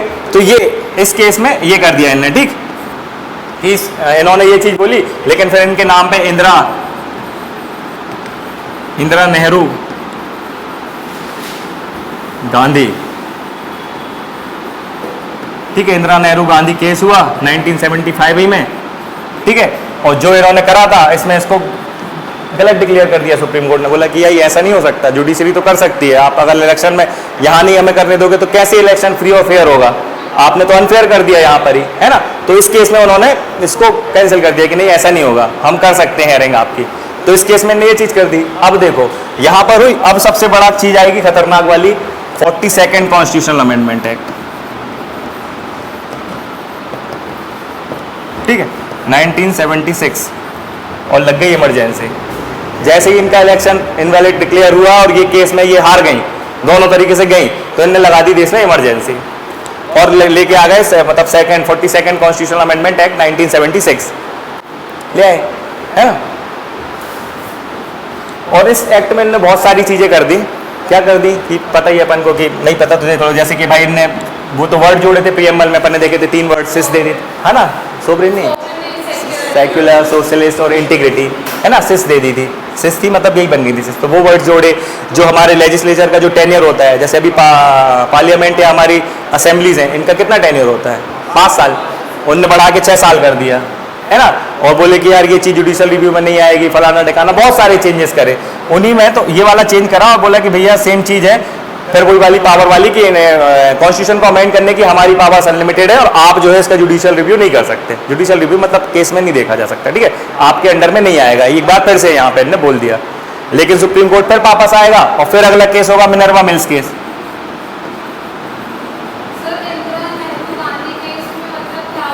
इंदिरा नेहरू गांधी केस में ये जो इन्होंने कॉन्स्टिट्यूशनल अमेंडमेंट किया था ना, ये वाला 39, उसको इनवैलिड फिर से डिक्लेयर कर दिया कि नहीं ऐसा नहीं होगा कि आपके इलेक्शन से रिलेटेड जो भी डिस्प्यूट है वो हम नहीं सुनेंगे, हम सुनेंगे, क्योंकि हमारा काम ही है चेक एंड बैलेंस करना। तो ये चीज भी इन्होंने यहाँ पर इस केस से खत्म कर दी। फिर इन्होंने क्या कर दिया, 42nd कॉन्स्टिट्यूशन अमेंडमेंट एक्ट ले आए। इस एक्ट में इन्होंने फिर बोला कि सेम चीज हमारे पास जो हमें लगेगा हम करेंगे, और कर ही दिया। इसीलिए तो इसको मिनी कॉन्स्टिट्यूशन कहते हैं कि सब कुछ चेंज करके रख दिया था इन्होंने। ठीक है, फिर अगला केस आता है 1980 में Minerva mills case. Minerva mills case आता है, उसमें ये बोल सिर्फ सेम चीज फिर दोहराता है सुप्रीम कोर्ट जो पहले से दोहराता आ रहा था, बार बार रिपीट कर रहा था कि बोला भैया बहुत अच्छी बात है, आप अच्छा बोल रहे हो, आपके पास अनलिमिटेड पावर्स है कि आपको जिसको लगे आप उसको क्या करो, नल एंड वॉइड डिक्लेयर, मतलब जिसको लगे उसको अमेंड करते फिरो, जो लगे वो करो, लेकिन बेसिक स्ट्रक्चर नहीं बदल सकते आप, है ना। बेसिक स्ट्रक्चर को इन्होंने फिर से रिपीट कर दिया यहाँ पर। तो ये बार बार लेके आ रहे थे, लेकिन बार बार सुप्रीम कोर्ट ने ये बेसिक स्ट्रक्चर की लाठी पकड़ ली थी, और वो जहां पे भी कुछ लगे उसको मार देता था फट्टे से कि तुम अमेंडमेंट करो, बिल्कुल जो करना है करो, लेकिन ये बेसिक स्ट्रक्चर चेंज नहीं होना चाहिए। बेसिक स्ट्रक्चर में क्या है कि इलेक्शन होगा, कंट्री में डेमोक्रेसी रहेगी तो रहेगी। तुम ये नहीं करो कि डेमोक्रेसी को हरा के तुम मोनार्क ले आओ वहां पे, है ना, या डिक्टेटरशिप ला दो, तो ऐसे नहीं कर सकते। क्यों? क्योंकि वो बेसिक स्ट्रक्चर का पार्ट है। तो ये मिनर्वा मिल्स केस में भी उन्होंने सेम चीज बोली। फिर एक और केस हो जाता है आगे, वामन राव, WAMAN, वामन राव।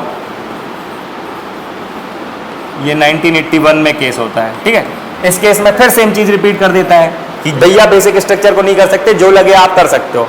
तो इतना याद रहे चाहे नहीं, लेकिन वो वाला जरूर याद रखना, केशवानंद भारती केस में क्या बोला सुप्रीम कोर्ट ने, बेसिक स्ट्रक्चर का कॉन्सेप्ट कहां से निकल के आया, वहां से निकल के आया, है ना। अभी देखो अपन पूरा देख लेंगे एक बारी। हाँ, वो नोट कर लिया था ना, ये नोट कर लेना। 2 केसेस और हुए थे, वामन राव और मिनर्वा मिल्स। हाँ, वामन राव, WA, हाँ, वामन राव, जो कुछ भी पढ़ते हो। 81 में ये थे केसेस, और ये था बेसिक स्ट्रक्चर पे पढ़ाई, और ये थी लड़ाई जो हो रही थी बार बार पार्लियामेंट के बीच में और जुडिशरी की, मतलब लेजिस्लेचर और जुडिशरी के बीच में। लेजिस्लेचर कैसे भटक रही थी कि जुडिशरी कोई भी वर्डिक्ट देती थी वो अगला कॉन्स्टिट्यूशन अमेंडमेंट कर देती थी, और बोलिए आपने हमसे पावर छीनी, रुक जाओ, अगली बार हम और पावरफुल होकर वापस आएंगे, तो बाउंस बैक करेंगे। तो वो कर रही थी कि आपने बोला नहीं लिमिटेड पावर, बोले नहीं लिमिटेड नहीं, हमारे पास अनलिमिटेड है, और साथ ही साथ में हमारे पास ये भी राइट है कि हम आपको, मतलब ये जो चीज करती है ना सुप्रीम कोर्ट जो ये देख रही थी, इसको बोलते हैं जुडिशियल रिव्यू। ये जुडिशियल रिव्यू कहलाता है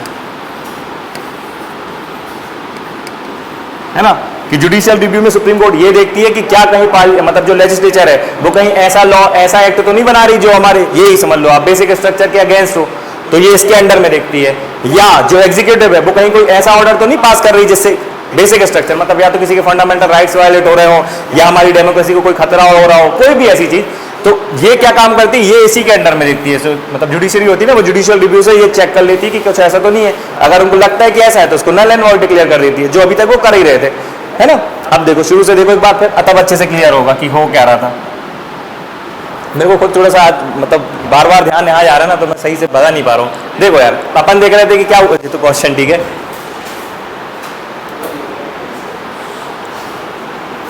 हाँ, अपन ने यहाँ से देखा था कि लड़ाई क्यों हो रही थी, फंडामेंटल राइट्स, मतलब किसके बीच में, एग्जीक्यूटिव के बीच में, और सॉरी लेजिस्लेचर के बीच में और जुडिशरी के बीच में। क्यों हो रही थी? क्योंकि फंडामेंटल राइट्स में ये चीज डिक्लेयर करी गई थी। पहली बात तो क्या कि प्रॉपर्टी को लेकर के उन्होंने 1901 एक्ट में क्या बोला था कि भैया प्रॉपर्टी का राइट है, हर एक सिटीजन जो इंडिया का सिटीजन है उसके पास ये राइट होगा कि कोई भी प्रॉपर्टी को एक्वायर कर सकता है, होल्ड कर सकता है, डिस्पोज कर सकता है, उसको जो लगे वो कर सकता है। ये 1901 एफ के अंडर में दिया था, ठीक है, ये राइट दिया था। और आर्टिकल 31 क्या कहता था कि ये अगेंस्ट में था कि अगर कोई भी मतलब गवर्नमेंट अगर किसी बंदे को उसकी प्रॉपर्टी से डिप्राइव करती है तो उसके पास ये राइट हो कि वो उसके अगेंस्ट केस कर सकता है। ये दो चीजें दी थी, और ये किसका पार्ट थी? फंडामेंटल राइट का। यहां पर एक चीज मैं बताना भूल गया, जो अपन जुडिशियल रिव्यू बोल रहे हैं ना, ये आर्टिकल 13(2) क्लॉज 2 है ये, ठीक है। तो इसके अंडर में आता है ये जुडिशियल रिव्यू सुप्रीम कोर्ट का।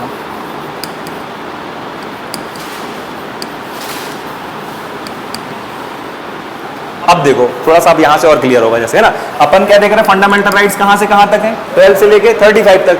ये कौन सा आर्टिकल है? तो फंडामेंटल राइट हुआ कि नहीं हुआ? फंस किसकी रही है? फंडामेंटल राइट और फंडामेंटल राइट की।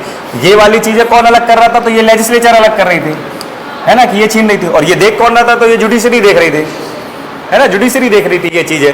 तो देखो इसी वजह से इनकी लड़ाई हुई। आर्टिकल 13(2) यही बोलता है जुडिशियल रिव्यू कि कोई भी अगर ऐसा एक्ट, ऐसा प्रोविजन अगर कोई भी गवर्नमेंट करती है जो हमारे कॉन्स्टिट्यूशन का वायलेशन कर रही हो, है ना, वही हमेशा कहानी डेमोक्रेसी को सही से नहीं चला रही हो, फंडामेंटल राइट्स को कर्टेल कर रही हो, कुछ भी चीज है ऐसी, अगर कोई भी कौन करेगा, ऑब्वियसली लेजिस्लेचर करेगी। अगर वो ऐसा करती है तो जुडिशरी का ये काम है वही चेक एंड बैलेंस वाला कि ये देखे और उसको नल एंड वॉइड डिक्लेयर करे। ठीक, तो अपन ने देखा कि यार फर्स्ट कॉन्स्टिट्यूशनल अमेंडमेंट इनने करा, है ना, जुडिशरी ने करा, ये सॉरी लेजिस्लेचर ने करा, पार्लियामेंट ने फर्स्ट करा। क्यों करा? प्रॉपर्टी को सबको बराबर मिल जाए, है ना, जमींदारी प्रथा को इनने जो जमींदारी सिस्टम था उसको अबॉलिश करा इस एक्ट के थ्रू। अब जैसे ये चीज हुई तो क्योंकि ये किसका पार्ट था? हमारी फंडामेंटल राइट्स का। और मतलब एग्जीक्यूटिव क्या कर रही थी? ये फंडामेंटल राइट्स जो हमें कॉन्स्टिट्यूशन ने दिए हैं इनका खुद ही वायलेशन करने लगी थी, है ना, कि बोले यार भली लोगों के हित में कर रही थी लेकिन कर तो रही थी। तो जमींदार कहाँ पहुंच गए? कोर्ट में पहुंच गए इसको लेकर के कि यार हमारा तो ये फंडामेंटल राइट है और आप इसके कस्टोडियन हो। सुप्रीम कोर्ट को बोला कि आप कस्टोडियन हो तो आप हमें बताओ कि भैया यार ये गलत कर रहे हैं, आप हमें इनसे मतलब आप हमें न्याय दो एक तरीके से। तो जब ये इनके पास पहुंचे तो पहला जो केस हुआ Shankari Prasad versus union of India का केस हुआ। सुप्रीम कोर्ट ने देखा, उन्होंने बोला कि नहीं, पार्लियामेंट जो कर रही है बिल्कुल सही कर रही है, क्योंकि पार्लियामेंट ने ही कॉन्स्टिट्यूशन बनाया है उसके पास, इसलिए उसके पास ये राइट है कि वो चाहे तो कॉन्स्टिट्यूशन को अमेंड कर सकती है। और उसी कॉन्स्टिट्यूशन का पार्ट क्या है? Fundamental right. तो जब कॉन्स्टिट्यूशन को अमेंड कर सकती है तो क्या फंडामेंटल राइट को नहीं कर सकती? तो फंडामेंटल राइट को भी अमेंड कर सकती है। और इसके साथ साथ, इतना क्लियर है? एक बार और देख लेंगे अपन, ठीक है। इसके साथ साथ थोड़ा सा यहाँ पर, यहीं पर देखना, यहाँ पर ये जो आर्टिकल 13(2) था ना, इस आर्टिकल 13(2) में जुडिशियल रिव्यू करोगे किसका? कोई भी लॉ अगर कोई भी लॉ, अब ये लॉ ही तो बना रहा है, एक्ट क्या है ना, अगर उसको वायलेट करेगा। लेकिन ये था, ये लॉ में था कि भैया ऐसा लॉ होना चाहिए। लेकिन जब इन्होंने एक केस यहाँ पर हुआ, ये शंकरी प्रसाद, तो ये एक अमेंडमेंट किया, ऑब्वियसली कोई लॉ लेकर के आए, ठीक है। तो इनने बोला कि ये जो अमेंडमेंट हो रहा है ना, ये कोई लॉ का पार्ट नहीं होगा, इसलिए इसका जुडिशियल रिव्यू नहीं कराया जाएगा, ठीक है, क्योंकि ये कोई लॉ नहीं है, ये अमेंडमेंट है, ये कोई ऑर्डिनरी लॉ में, मतलब ऑर्डिनरी लॉज में आता है, कुछ उसमें नहीं आता, इसलिए इसका जुडिशियल रिव्यू मतलब आप कर सकते हो, लेकिन ये अमेंडमेंट माना जाएगा। और सुप्रीम कोर्ट जो है इसमें कुछ नहीं करेगा, पार्लियामेंट को जैसा लगेगा वो कर सकती है, क्योंकि उसी ने कॉन्स्टिट्यूशन बनाया है, इसीलिए उसको पूरा राइट रहेगा कि ये जो है इसको अमेंड कर सके। और पार्लियामेंट में कॉन्स्टिट्यूशन बनाया है, कॉन्स्टिट्यूशन का ही पार्ट है फंडामेंटल राइट्स, इसलिए फंडामेंटल राइट को भी ये कर्टेल कर सकते हैं। तो आपके अगर कर्टेल हो रहे हैं तो होने दो, अच्छी बात है। उन्हीं ने बनाया तो वो चाहे तो छीन भी ले, तो ले रहे हैं तो अच्छी बात है, उन्होंने ले लिया, इसको उन्होंने सही ठहराया, मतलब जो लेजिस्लेचर मतलब जो पार्लियामेंट कर रही थी इस केस में उनको बिल्कुल सही बोल दिया कि सही बात है। फिर सेकंड केस हुआ सज्जन सिंह केस।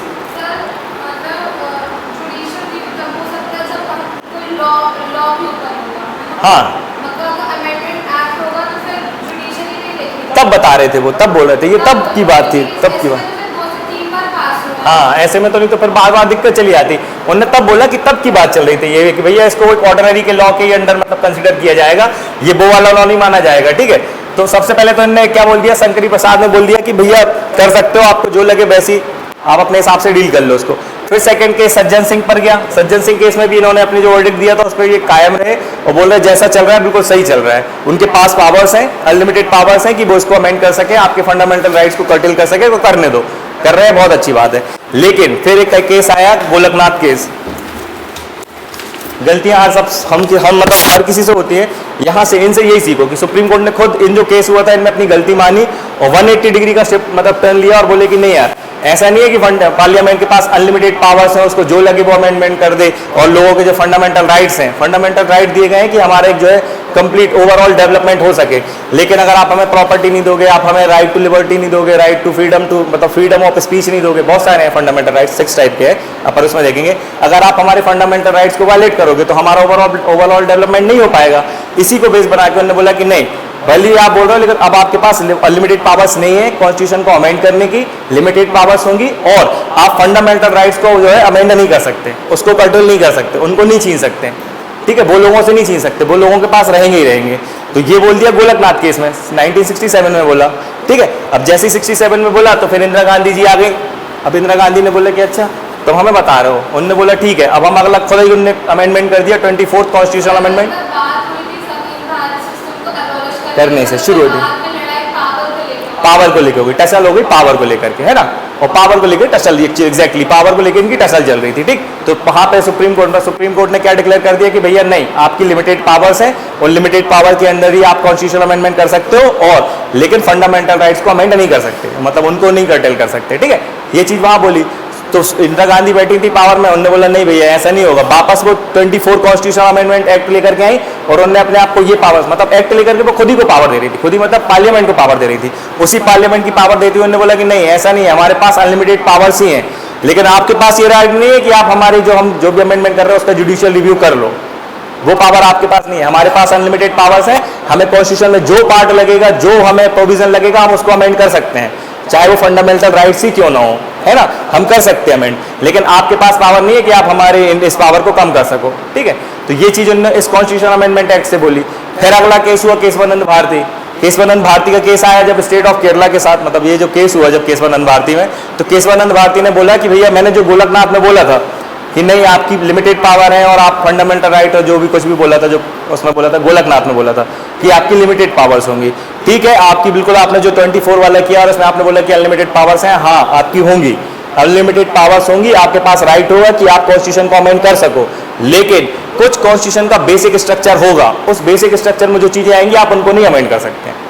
मतलब भले आप कुछ भी कर लो, और उस बेसिक स्ट्रक्चर में क्या डिफाइन कर दिया, तो उन्होंने बोला कि फंडामेंटल राइट जो है वो बेसिक स्ट्रक्चर का पार्ट है, सोवरेनिटी हमारी बेसिक स्ट्रक्चर का पार्ट है, डेमोक्रेसी हमारी बेसिक स्ट्रक्चर का, सेक्युलरिज्म बेसिक, ये जो मतलब जो चीजें थी ना, इन्होंने बोल दिया ये बेसिक स्ट्रक्चर है, और ये बेसिक स्ट्रक्चर है, इसको छोड़ के आपको जो लगे कॉन्स्टिट्यूशन में, जो लगे जैसा लगे आप कर लो अमेंड। लेकिन लड़ाई किस चीज को हो रही थी, फंडामेंटल राइट्स को लेकर के, और उसको उन्होंने डाल दिया बेसिक स्ट्रक्चर में, मतलब आपको दे के भी कुछ नहीं दिया, इसलिए से यहाँ पर फिर वापस हो गए। फिर ये चीज जब जैसे इन्होंने बोला यहाँ से, मतलब ये केस बस इसलिए याद रखना कि इसमें बेसिक स्ट्रक्चर का कि जो डॉक्ट्राइन है हट गया, वो तो तभी हट गया, उससे नहीं। फिर अब लड़ाई इनकी पावर टसल पे आ गई रही अपनी, कि अब हम चलेंगे, हम पावरफुल होंगे कि तुम पावरफुल होगे, ठीक है। बार बार कोर्ट में केस जा रहे थे, लोगों के फंडामेंटल राइट है प्रॉपर्टी एक्वायर करना, लेकिन मेरी प्रॉपर्टी को गवर्नमेंट छीन रही थी, वो फर्स्ट कॉन्स्टिट्यूशनल अमेंडमेंट एक्ट लेकर के आके, तो मैं भी केस कर रहा था, दूसरे भी केस कर रहे थे, तो बार ये केस मतलब जुडिशियरी लेजिस्लेचर में टकराव बढ़ते जा रहा था। तो फाइनल उसका रिजल्ट निकल के आया शंकरी प्रसाद में। पहले शंकरी प्रसाद ने बोल दिया कि जो कर रही है पार्लियामेंट सही कर रही है, सेम चीज रिपीट कर दी सज्जन सिंह केस में कि जो कर रही है बिल्कुल सही कर रही है, ठीक है। सुप्रीम कोर्ट सॉरी, इससे रिलेटेड कुछ नहीं, इससे रिलेटेड क्वेश्चन ये पूछेगा या तो सेपरेट पूछ लेगा कि मतलब बेसिक स्ट्रक्चर की जो डॉक्ट्राइन इनमें से किस केस में निकल के आई, तो ये केस का नाम याद रखना, केशवानंद भारती केस में निकल करके आई, ठीक है। मेंस में लिखने के लिए देंगे कि basic structure, what do you understand by basic structure of the constitution, तो आपको बताना पड़ेगा कि सर बेसिक स्ट्रक्चर से मतलब है कि एक केस हुआ था केशवानंद भारती, उस केस में सुप्रीम कोर्ट ने जो है बोला लेजिस्लेचर को कि कॉन्स्टिट्यूशन को अमेंड करने की भले आपके पास अनलिमिटेड पावर्स है, आप कर सकते हो, लेकिन कॉन्स्टिट्यूशन का कुछ बेसिक स्ट्रक्चर है, कुछ बेसिक फीचर्स है, उनको आप नहीं छू सकते, उनको नहीं अमेंड कर सकते। उन्हीं बेसिक स्ट्रक्चर को उन्होंने डिफाइन किया, अभी तक कंटिन्यूसली कई केसेस में करा है, तो वो बेसिक स्ट्रक्चर वही कहलाते हैं, और फिर लिख देना ये नीचे नाम, जैसे सम ऑफ द मतलब फीचर्स ऑफ बेसिक, मतलब some of the basic part of the basic structures are A fundamental rights, B sovereignty, C democracy, republic, जो भी फंडामेंटल, जो भी डीपीएसपी, जो सब देखेंगे ना, ये सारे बेसिक स्ट्रक्चर, मतलब लगभग सब उन्होंने कॉन्स्टिट्यूशन का बेसिक स्ट्रक्चर में रख दिया। अब अमेंड करने के लिए कुछ नहीं बचा, सिर्फ कॉन्स्टिट्यूशन अमेंडमेंट की प्रोसीजर आर्टिकल 368 से होती है जो, और वही बस बेसिक स्ट्रक्चर का पार्ट रही है, बाकी लगभग उन्होंने सब इसको बेसिक स्ट्रक्चर में रख दिया।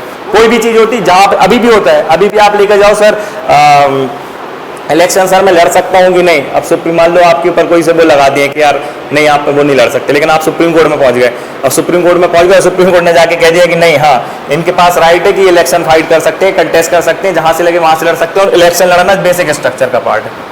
तो ये डायनामिक है, मतलब इसमें अभी भी बहुत सारी चीजें डिफाइन करते जा रहे हैं, वो ये नहीं बता रहे कि है क्या, बस ऐड कर देते हैं चीजों को और बोल देते हैं कि हाँ ये बेसिक स्ट्रक्चर का पार्ट है, आप इसको नहीं छू सकते। अब इस टाइप का चीज है ये कॉन्सेप्ट, ये है बेसिक स्ट्रक्चर का, ताकि ये ना हो कि पार्लियामेंट जो है वो इसे को पूरे संविधान को उलट पुलट करके रख दे।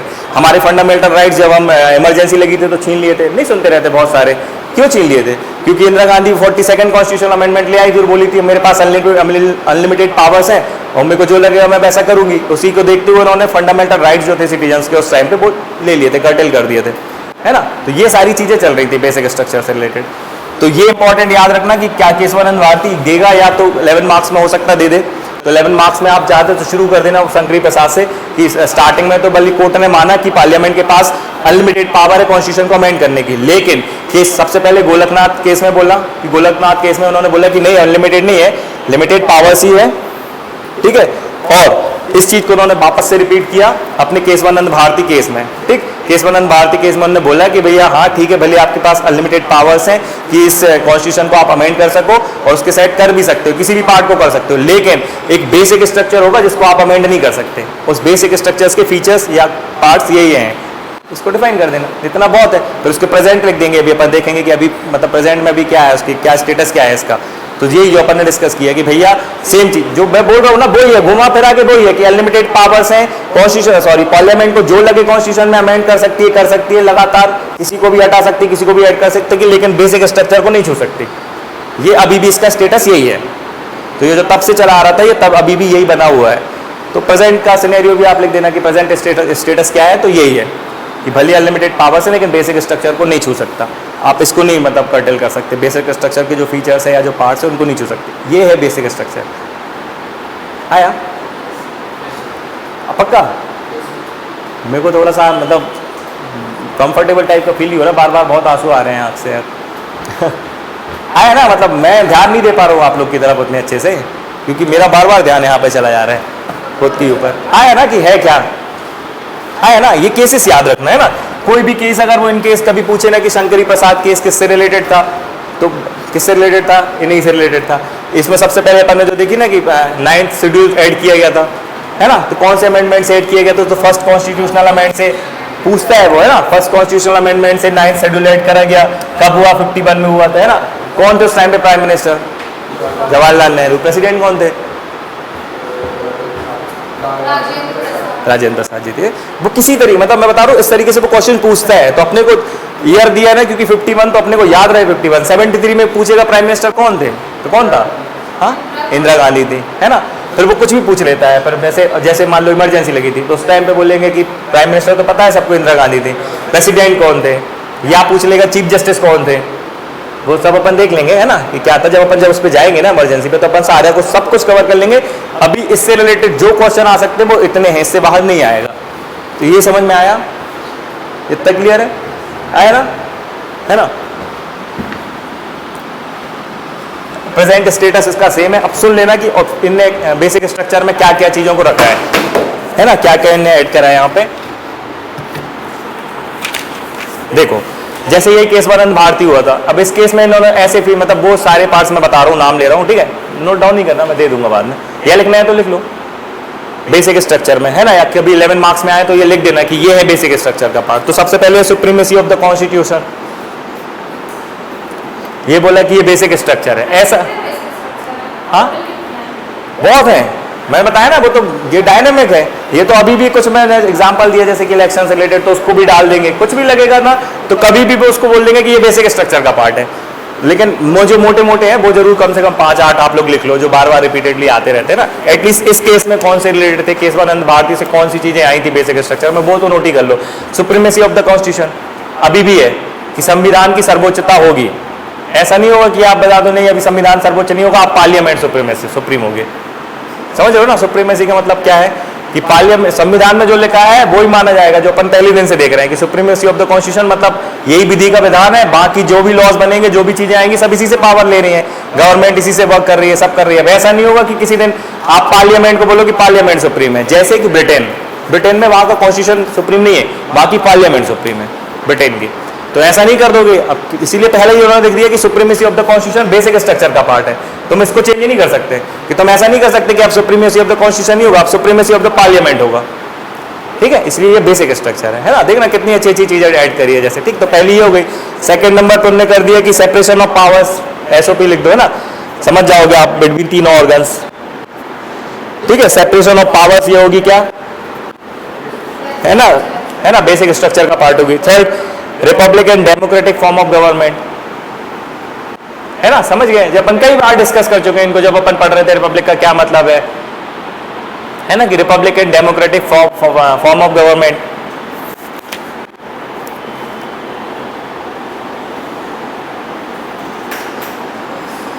लिख लिया। Next, secular and federal character of the constitution.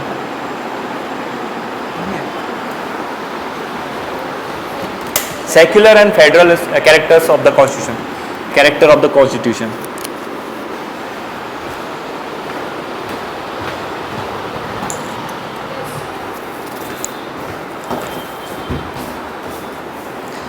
Sovereignty and unity of India, sovereignty and unity of India,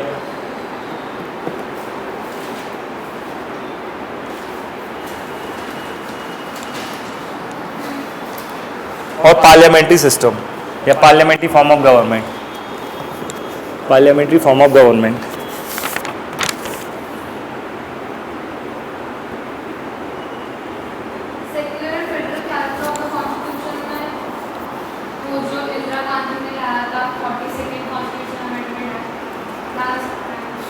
नहीं, फिर मिनर्वा मिल्स हुए, मिनर्वा मिल्स, फिर उसके बाद बमन राय, कौन थे, बामन राव, ये बामन राव।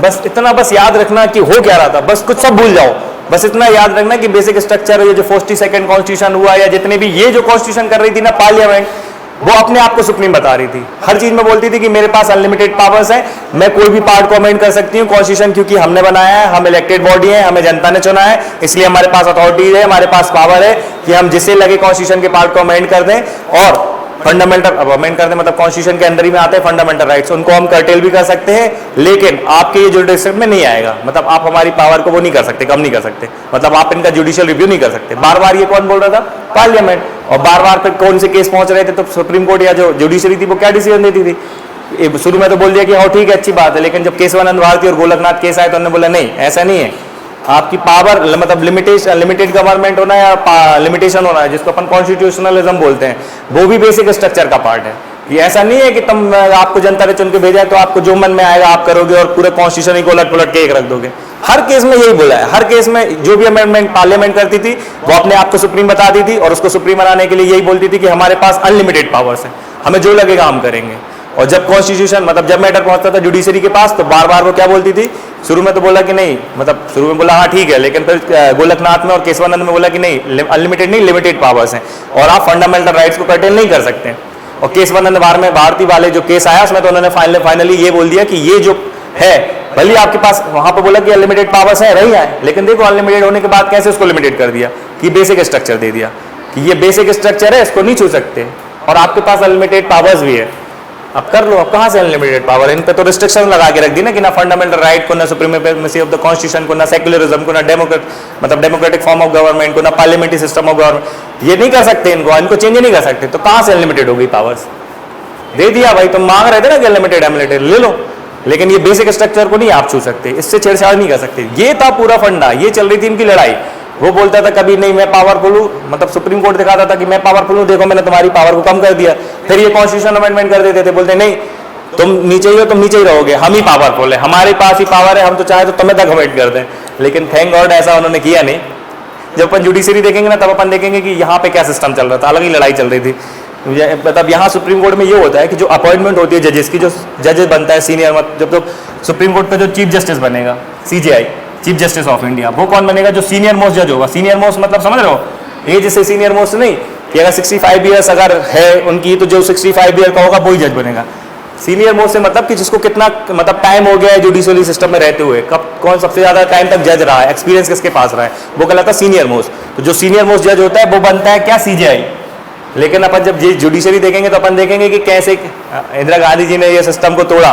और सबसे पहली बार A.N. रे, मैं मतलब रे से मतलब मैं ऐसे ही याद कर रहा हूँ, मेरे को अभी भी याद रहता है हमेशा कि रे मतलब सन की रेज आती ना, वो किसी को भी चीज़ को तोड़ते फोड़ते बच जाती हैं, तो रे को यार रो कर दो, तो रो तोड़ते हुए A.N. रे को पहली बार मतलब जो जूनियर जज थे लेकिन उनको CJI बना दिया। तो उनसे जो सीनियर थे वो बने के बने वो जज के जज रहेगा, लेकिन कहते ना कि गुरु गोड़ी रहेगा चेला शक्कर बन गया। तो चेले थे मतलब A.N. रे चेले थे, मतलब वो सीनियर जज नहीं थे, सीनियर मोस्ट नहीं थे, उनसे सीनियर मोस्ट जज और दूसरे भी थे। लेकिन इंदिरा गांधी जी ने क्या करा कि उनको चीफ जस्टिस ऑफ इंडिया बना दिया। ये सही टाइम की कहानी है, ये जो कहानी चल रही है ना कि ये सही टाइम की, जब इमरजेंसी लगी हुई है तब ये सारी कहानी वहाँ की है, लेकिन अपन उसको पढ़ेंगे जुडिशरी। इसका क्लियर है ना। जे ये इतना ही है बस, और ये लिखने आए तो ये लिख देना। और जितनी जो अपन ने क्या बोलते हैं अपने प्रीएम्बल में डिस्कस करें ना जो फीचर्स, वो सारे फॉर्म है अपने किसके, बेसिक स्ट्रक्चर के, वो सारा फॉर्म कर दिया। ठीक है, बहुत प्रॉब्लम हो गई यार आज, मतलब इतनी तेज डस्ट थी ना, इतनी ज़्यादा डस्ट थी और इतनी धूल भी थी ना, और पूरी बाइक से ही आया मैं, तो सडनली आना पड़ा तो पूरी मतलब दिखाई नहीं दे रहा मेरे को सही से। ठीक है, तो ये था। चलो अब जल्दी से अपन, ये तो ठीक है, अब जल्दी से एक बारी वो देख लेना, क्या ये देखो, अपन को देखना है मेन पार्ट्स और कॉन्स्टिट्यूशन, ताकि अपन कल से अपना बेसिक स्टार्ट कर दे पहले पार्ट से। ठीक है, तो सबसे पहले आप लोग देख लो शेड्यूल्स। तो हमने देखा ओरिजिनली कॉन्स्टिट्यूशन में कितने शेड्यूल्स थे, शेड्यूल्स ओरिजिनली, अब भी याद करो, अपन ने भी डिस्कस किया है। शेड्यूल्स ओरिजिनली कितने थे, 8 थे ना, क्यों थे 8?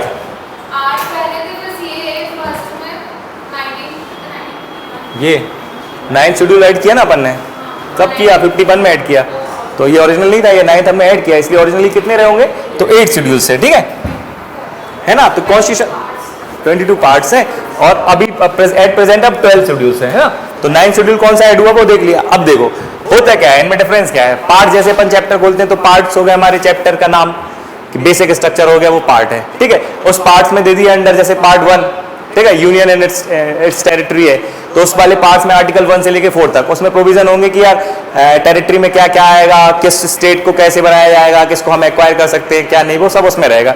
सेकंड आता है सिटीजनशिप, ऐसे चलती हैं सारी चीजें। ठीक है, तो वो पार्ट्स हैं। अब आते हैं को शेड्यूल्स। अब जैसे शेड्यूल इनमें क्या है, अब ये पार्ट्स के अलावा अब इनको अलग से क्यों रख दिया है, तो इनको कुछ नहीं करा। जैसे पार्ट 1 है अपना यूनियन एंड इट्स टेरिटरी, अब सोचो अगर अपन कॉन्स्टिट्यूशन ही में अपन ये लिखना शुरू कर देते, जैसे यूनियन, तो यूनियन तो इंडिया है, उसकी टेरिटरी में अपन स्टेट्स हैं, जैसे अभी 28 स्टेट्स हैं। ठीक है, तो अगर उन 28 स्टेट्स के नाम अगर वही कॉन्स्टिट्यूशन में और ऐड करते तो एक तो वैसे ही लेंथीएस्ट है, और कितना लंबा चला जाता, और फिर पता नहीं, तो अभी 28 है, कल के दिन पता चले 2 और नए स्टेट बन गए तो 30 हो गए, फिर कॉन्स्टिट्यूशन में उसको ऐड करो तो बार बार कॉन्स्टिट्यूशन अमेंडमेंट हो रहा है। तो इनको एक सेपरेट करने के लिए शेड्यूल्स बना दिए कि बोले भाई साहब आप बोल रहे हो कि पार्ट पढ़ रहे हो, आप पार्ट यहाँ पे फर्स्ट पार्ट पढ़ रहे हो कि union and it's territory part 1 में दिया है। ठीक है, तो उसमें आपसे पता नहीं लिख दिया कि 28 स्टेट्स होंगे और 8 यूटीज होगी, लेकिन वो 28 स्टेट्स के नाम क्या है, यूटीज कौन सी हैं, तो वो हमने यहाँ शेड्यूल में डिफाइन कर दिया। ठीक है, कि अलग से यहाँ पे लिख दिया, तो किसी को देखना है कि लाइक यार यूटीज कितनी है, स्टेट्स कौन से हैं, तो उठाओ शेड्यूल उठा के देख लो। ऐसे ही अब अपन देखेंगे कि यहाँ पर ये इनकी सैलरीज से रिलेटेड है ना, कि अलाउंसेस, प्रिविलेजेस, एमोलमेंट्स ये क्या है, तो अब वहीं पे लिखे होते हैं कि प्रेसिडेंट को इतना सैलरी दी जाएगी, गवर्नर्स को इतनी दी जाएगी, और लंबा लंबा होता जाता है जबरदस्ती। तो किसी को देखना है, पता करना है कि प्रेसिडेंट की सैलरी कितनी है, जाओ शेड्यूल सेकंड उठाओ, जाके देख लो, ये है ना। तो अपन मतलब ये बता रहा हूँ कि है क्या शेड्यूल्स। ठीक, तो ऐसे 12 शेड्यूल्स है अभी। सबसे पहले पहला नंबर का शेड्यूल क्या है, फर्स्ट शेड्यूल बताता है भैया, देखो ये दिया है शेड्यूल्स, ये दिए फीचर्स ऑफ द शेड्यूल। ठीक है, first schedule of the Indian constitution, ये क्या लिखा है, it contains the name of states and UTs, ठीक है, and union territories, territorial jurisdiction of state is also included. बाहर में जाए कोई मतलब नहीं, तो अपन को ये समझ में आ गया कि यूनियन और उसकी टेरिटरी से रिलेटेड है पहला शेड्यूल, इससे होंगे। ठीक है, सेकंड नंबर का जो सेकंड शेड्यूल है उसमें क्या होंगे, तो अलाउंसेस, प्रिविलेजेस, एमोलमेंट्स, मतलब सैलरीज, एक तरीके से सैलरीज इन सब की, किन की, देखो प्रेसिडेंट ऑफ इंडिया की सैलरी है, कभी एग्जाम में वो देगा कि under schedules of which of the following, मतलब ये डिग्निटरीज ये मतलब इंक्लूड नहीं होते हैं। ठीक है, तो आपको बताना पड़ेगा, इसलिए गौर से सुनना, मतलब सुनना नहीं, मतलब देखना कि प्रेसिडेंट इंक्लूड होते हैं, है ना, कि प्रेसिडेंट की सैलरीज की बात करता है ये, तो प्रेसिडेंट आते हैं। ठीक है भैया, सेकंड शेड्यूल में प्रेसिडेंट की सैलरी की बात है, फिर गवर्नर ऑफ द स्टेट्स। ठीक है, करते गए। नेक्स्ट क्या लिखा है अगला, गवर्नर्स के बाद, है ना, तो president of India, governors of the Indian state, speaker of Lok Sabha and deputy speaker of Lok Sabha, इन सब की सैलरीज, ये सारे मेंबर्स, मतलब ये सारे क्या कहलाते हैं, और ये लोग तो ऑफिसर्स हैं मतलब लोकसभा के, है ना। तो speaker of the Lok Sabha, deputy speaker of the Lok Sabha, ये वही लोकसभा के स्पीकर हैं जिनके लिए 39 कॉन्स्टिट्यूशन अभी अमेंडमेंट किया था इंदिरा गांधी जी ने, देखा था ना मैंने, प्राइम मिनिस्टर और स्पीकर ऑफ द लोकसभा, इनके लिए। ठीक है, तो अपने इलेक्शन की, इनके इलेक्शन को डिस्कस नहीं किया जाएगा किसी भी जुडिशरी में कहीं पर भी। तो ये इनकी सैलरीज, मतलब प्रेसिडेंट की सैलरी हो, गवर्नर की सैलरी हो, लोकसभा के स्पीकर, मतलब इनको क्या बोलते हैं अपन, लोकसभा अध्यक्ष या लोकसभा उपाध्यक्ष, चेयरमैन, ऐसे ही राज्यसभा के सभापति, है ना, राज्यसभा के उपसभापति मतलब डेप्यूटी चेयरमैन और चेयरमैन ऑफ द राज्यसभा। अब लोकसभा के तो ऑब्वियसली राज्यसभा के चेयरमैन को भी रखेंगे, इनको क्यों एक्सक्लूड करेंगे ना। फिर साथ में speaker and deputy speaker of legislative assemblies, जितने भी राज्य वहां पर भी स्पीकर होंगे, डेप्यूटी स्पीकर होंगे, उन लोगों को रखा है, उनकी सैलरीज होगी, ठीक है। चेयरमैन ये, फिर सुप्रीम कोर्ट के जजेस, हाई कोर्ट के जजेस, ठीक है, और सीएजी, इतने लोगों की सैलरी और अलाउंसेस की बात करता है आर्टिकल नंबर 2, ठीक। आर्टिकल नंबर 2 नहीं, शेड्यूल नंबर 2, ठीक है। तो फर्स्ट शेड्यूल में क्या है, यूनियन एंड इट्स टेरिटरी है, ठीक है, मतलब टेरिटरी की बात कर रहा है। सेकंड शेड्यूल में क्या कर रहा है बात, ये तो एमेंडमेंट्स की, ठीक है। अभी देखो, अभी फिर याद हो जाएगा ये, ठीक। तो इनकी बात करता है, समझ जाओ आप, सैलरीज की बात करता है, ठीक है। आर्टिकल, अब आर्टिकल बोल रहा हूँ, बार बार निकल रहा है, ये शेड्यूल। फिर आता है हमारा थर्ड शेड्यूल, ठीक है। ये किसकी बात करता है, थर्ड शेड्यूल, है ना। थर्ड शेड्यूल, हाँ बिल्कुल, ओथ एंड अफर्मेशन। अब अगर कोई एग्जाम में पूछे कि किन किन की ओथ और अफर्मेशन दी गई है थर्ड, जैसे वहां सैलरी का नहीं, लेकिन कभी इनका जरूर पूछ सकता है ना। तो यूनियन मिनिस्टर्स की ओथ की होगी, पार्लियामेंट्री इलेक्शन कैंडिडेट्स कौन है उनकी होगी, मेंबर्स ऑफ पार्लियामेंट एमपीज हैं, इनको ओथ दिलाई जाती है। जितने लोगों के नाम है ना, सुप्रीम कोर्ट के जजेस, इनकी ओथ होगी, कैग की ओथ होगी, स्टेट मिनिस्टर्स होंगे, सेम जैसे वहां है ऐसी स्टेट में होगा, है ना। स्टेट लेजिस्लेचर मेंबर्स और हाई कोर्ट के जजेस, जो वहां पे जिनकी सैलरी थी ऑलमोस्ट लगभग यहाँ पर है। लेकिन नोटिस अगर किया हो तो देखो, यहां पर कहीं ओथ में लिखा है क्या कि स्पीकर ऑफ द लोकसभा और deputy speaker of the Lok Sabha या चेयरमैन ऑफ द राज्यसभा या डिप्टी चेयरमैन, नहीं लिखा ना। तो वो यही फंसाएगा कि अगर ओथ और बताएगा ना कि ओथ और परमिशन इनमें से थर्ड शेड्यूल के अंदर इनमें से किसकी ओथ और परमिशन नहीं है या है, या तो 3-4 ऑप्शन दे देंगे, है ना, कि ऑप्शन नंबर 1 की मिनिस्टर, सेकंड पे ये, थर्ड पे डाल देंगे deputy speaker of the Lok Sabha, fourth पे डाल देंगे स्पीकर ऑफ द लोकसभा, और ऑप्शन नीचे देंगे which of the following are correct या इनकरेक्ट। तब आपको 2 चीजें याद रखनी है कि देखो, सैलरीज में जब हम बात कर रहे थे तो यहाँ पर ये clear, speaker of the Lok Sabha और deputy speaker of the Lok Sabha की सैलरीज की बात कर रहा है ना। सिमिलरली राज्यसभा के चेयरमैन और उनकी बात कर रहे हैं सैलरीज में। लेकिन जब हम ओथ पे आ रहे हैं तो क्या ओथ में कहीं लिखा है, कहीं नहीं लिखा, है ना। तो इनकी चीजें नहीं है, ये चीजें है। फिर जैसे हम फोर्थ शेड्यूल में आ गए, फोर्थ शेड्यूल में क्या किससे रिलेटेड है, तो राज्यसभा है, और राज्यसभा में सीटों का एलोकेशन कैसे होगा, कैसे करेंगे, कितना बड़ा राज्य है, किस राज्य में कितनी है। जैसे हमारे एमपी के लिए 11 सीट्स है राज्यसभा से, ठीक है, और सबसे ज्यादा सीट्स आती हैं अपने यूपी से ना, ऐसी अलग अलग स्टेट से। तो वहां पर सीटों का एलोकेशन कैसे होगा राज्यसभा में, कहां से कितने मेंबर भेजना है, तो वो इस शेड्यूल में डिफाइन करा गया है, ठीक। Schedule number 4। फिर फिफ्थ शेड्यूल में क्या करा गया है कि जो शेड्यूल्ड एरियाज है ना, शेड्यूल्ड ट्राइब्स, इन एरिया में एडमिनिस्ट्रेशन कैसे होगा, वहां पे कैसे कंट्रोलिंग करेंगे, क्योंकि सेंसिटिव एरियाज हैं, है ना। तो उससे रिलेटेड प्रोविजन दिए गए 5th शेड्यूल में, ठीक। फिर आता है 6th शेड्यूल। 6th शेड्यूल में भी सेम चीज दी गई कि ट्राइबल एरिया से ही रिलेटेड प्रोविजन करेगा, लेकिन स्पेशली मेंशन कर दिया इन 4 स्टेट्स को, इनके स्टेट्स के। हाँ देखो बेटा, ये 4th वाला शेड्यूल है ना, 4th तक, 3rd तक देख लिया था ना, है ना। 4th तक में क्या हो रहा है कि राज्यसभा में सीटों का एलोकेशन है, राज्यसभा में, लोकसभा में नहीं, राज्यसभा में। अब 5th शेड्यूल में आए तो 5th शेड्यूल में क्या करा है कि जो ट्राइबल एरियाज होते हैं, है ना, शेड्यूल ट्राइब्स होती हैं, उन एरियाज में अलग तरीके से एडमिनिस्ट्रेशन होता है। तो उस एडमिनिस्ट्रेशन और उसमें वहां पर कंट्रोल कैसे करा जाएगा, उसके लिए क्या प्रोविजन होंगे, वो डिफाइन किया गया है 5th शेड्यूल के अंदर, कि वहां पर, हाँ, जैसे हमारे यहाँ पंचायत सिस्टम चलता है, वहां पैसा चलता है ना, panchayat extension of schedule areas, अलग सिस्टम चलता है वहां पर। तो वहां पे कैसे रेगुलेट किया जाएगा, उनको कैसे कंट्रोल किया जाएगा, तो ये 5th शेड्यूल में डिफाइन कराया गया है, ठीक है। तो ये 5th शेड्यूल में, लेकिन किसी स्टेट का नाम नहीं उन्होंने क्लियर मेंशन किया। नेक्स्ट शेड्यूल में करा है 6th शेड्यूल में, सेम कहानी है, ये भी ट्राइबल एरिया से रिलेटेड है, लेकिन किन राज्यों के, किन स्टेट के ट्राइबल एरिया को मैनेज करेंगे, तो ये देखो, मेघालय, असम, त्रिपुरा और मिजोरम, है ना, इन लोगों को कर रहे हैं। देख लिया ये नाम, अभी मैं बताऊंगा कि ये कैसे रहे। वो पूछता है एग्जाम में कि 6th शेड्यूल के अंदर इनमें से कौन से स्टेट आते हैं, तो आपको बताना पड़ेगा कि ये 4 नाम, तो या तो 4 दे देगा या एक आध कोई इनमें से गायब कर देगा। देखो, मेघालय, मिजोरम, मणिपुर, मान लो मणिपुर दे दिया होता, तब आप कंफ्यूज हो जाओगे कि मेघालय था कि मिजोरम था कि मणिपुर था, यार याद नहीं आ रहा, पढ़ा तो है, पढ़ा भी है लेकिन याद नहीं आएगा, मैं याद करा दूंगा, ठीक है। 6th शेड्यूल में ये है। 7th शेड्यूल आ गया, 7 शेड्यूल्स में लिस्ट दे दी गई है, ठीक है। लिस्ट मतलब जो हमारे सब्जेक्ट्स है ना, सबसे पहली बात 3 लिस्ट में, सॉरी मतलब लिस्ट में कब डिवाइड किया गया था, 3 लिस्ट में किस एक्ट से किया था, 35, वेरी गुड, है ना। उस 35 के एक्ट से 3 लिस्ट लेकर के आ गए थे अपन, यूनियन मतलब फेडरल लिस्ट, प्रोविंशियल लिस्ट और कॉन्करेंट लिस्ट, है ना, और एक रेसिडुअल। तो ऐसी 3 लिस्ट में यहाँ पे डिफाइन कर दिया गया है। इसी के लिए एक आर्टिकल भी है, वो ज्यादा नहीं अपन उसे जब देखेंगे तब देखो, 246 है, ठीक है, आर्टिकल। तो 3 लिस्ट में यहाँ पे डिफाइन कर दिया गया है ना, कि सब्जेक्ट को डिवाइड किया गया है किस शेड्यूल के, तो 7th शेड्यूल से, ठीक है। फिर अपन आते हैं 8th शेड्यूल में। 8th शेड्यूल में वही लैंग्वेजेस है जो उनको कल अपन ने देखा था, सुना था ना। 8 शेड्यूल में वो पूछेगा 8 शेड्यूल मतलब ऑफिशियल लैंग्वेजेस को किस शेड्यूल के अंडर रखा गया है ना। ऑफिशियल लैंग्वेजेस हैं, ऑफिशियल लैंग्वेजेस है ना। पहली बात तो कितनी है, तो टोटल है 22 ऑफिशियल लैंग्वेजेस है ना।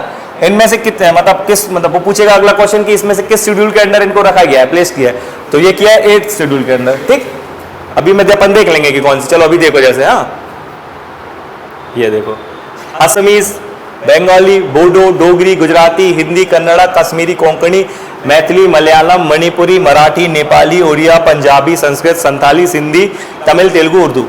कितनी बार पढ़ लो नहीं होगा याद, वो याद वैसे ही होगा जो कल बताया था। अभी अपन फिर देख लेंगे, ठीक है, लेकिन एक बार थोड़ा गो थ्रू हो जाए। हाँ ठीक है, तो ये कौन से शेड्यूल में था, 8th में। 9th शेड्यूल तो अपन ने अब भी देखा है ना, जमींदारी से रिलेटेड है, जमादारी जो सिस्टम था उसको अबॉलिश करने से रिलेटेड था ये। ठीक, 10th शेड्यूल में क्या है, 10th शेड्यूल में क्या है कि पार्लियामेंट में क्या चल रहा था कि एक टाइम आया कि जब कोलिशन गवर्नमेंट बनने लगी तो लोग अपनी पार्टी छोड़ के दूसरी पार्टी में जाने लगे, तो इसको कहते हैं डिफेक्शन। कहाँ गया, एंटी डिफेक्शन लॉ, कहाँ गया, हाँ ये ठीक है, तो हाँ डिफेक्शन। ठीक है, तो ये इससे रिलेटेड प्रोविजन किस शेड्यूल में करें, तो 10th शेड्यूल में करें। ठीक है,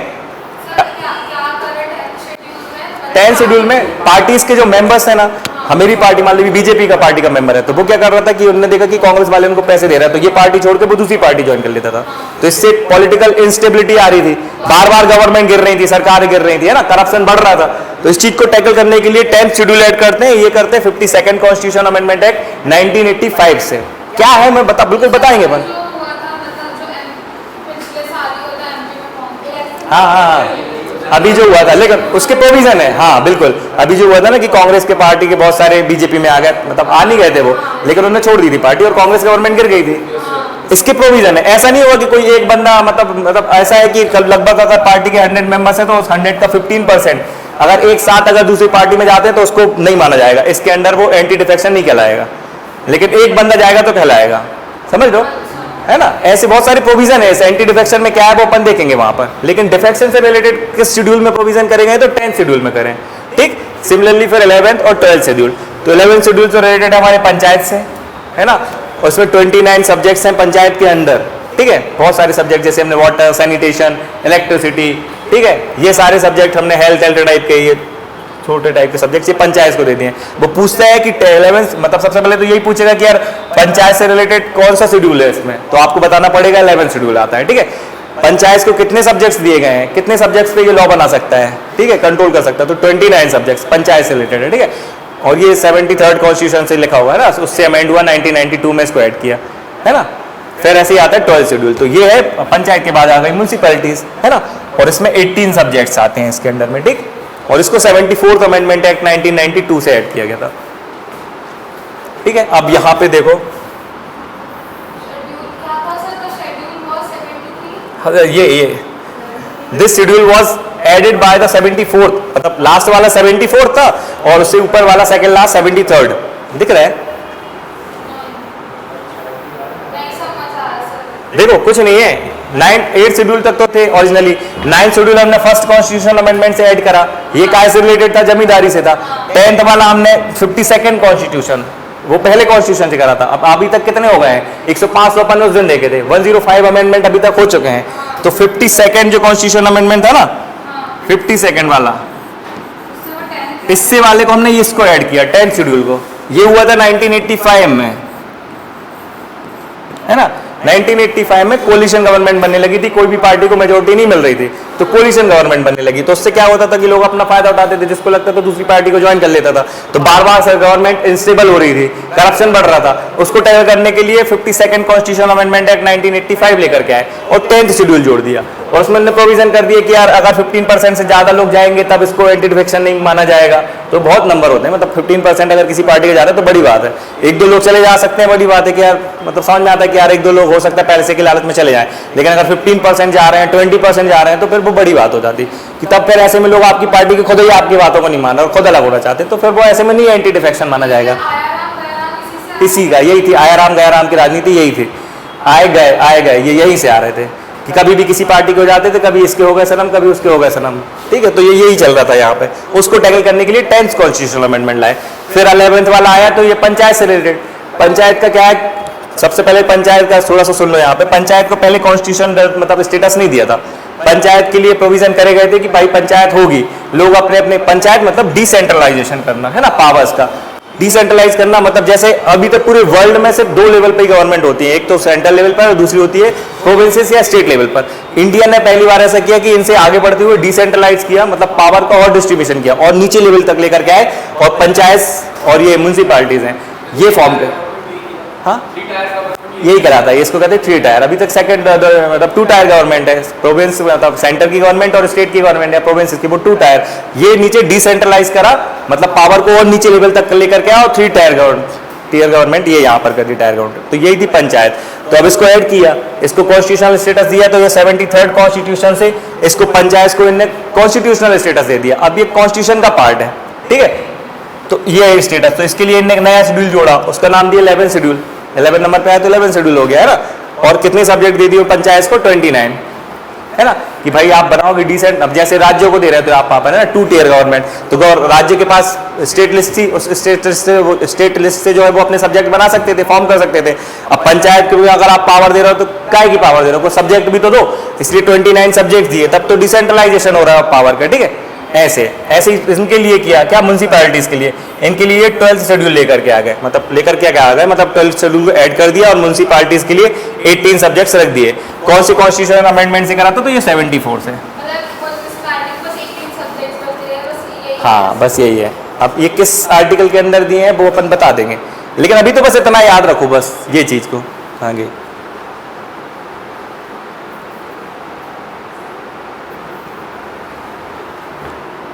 अब देखना है ना,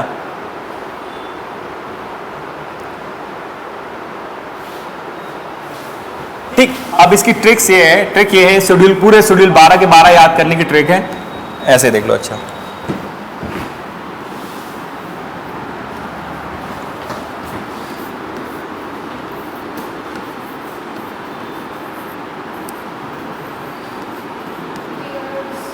ऑफ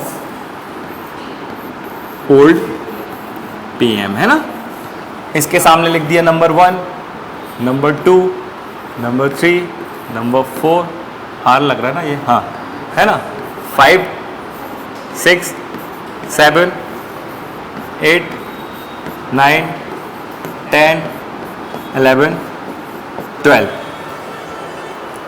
है ना, ये शेड्यूल्स है और ये इसके प्रोविजंस है ना, ये शेड्यूल्स है।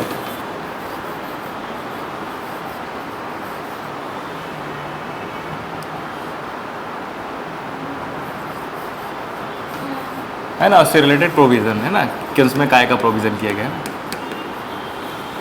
ठीक। अब टी स्टैंड्स फॉर टेरिटरी।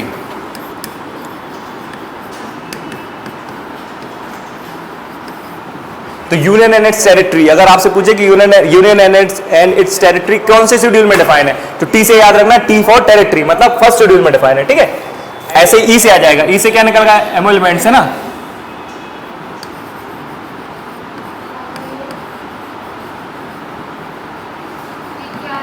ये एमोल्यूमेंट्स मतलब भत्ते, सैलरी वाली। अब ई से मतलब एमोल्यूमेंट्स, ठीक है। ये कहां गई, ये है ना, ये लिखा दे, ये लिखा है ना, इसका अपन ने एक वर्ड यहां से ई ले लिया, ठीक। तो टी से हो गया टेरिटरी ये, ठीक है। ई से हो गया एमोल्यूमेंट। तो मगर पूछे कि भाई एमोल्यूमेंट्स या सैलरी रिलेटेड प्रोविजंस कौन से शेड्यूल में करे गए हैं, तो हमें पता रहे कि सेकंड शेड्यूल में करे हैं, ठीक है। तो टी ई हो गए, हाँ। अब देखो ए फॉर अफर्मेशन,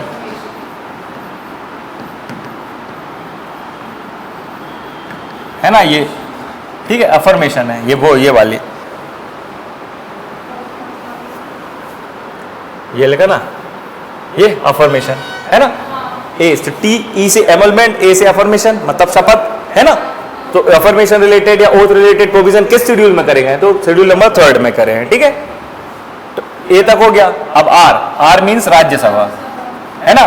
तो राज्यसभा में सीटों का एलोकेशन, है ना। तो वो पूछते हैं allocation of seats in Rajya Sabha, which of the following schedule deals with the allocation of seats in Rajya Sabha. तो हम बता सकते हैं कि कौन सा शेड्यूल डील करता है, तो शेड्यूल नंबर 4 ये आर है, हाँ।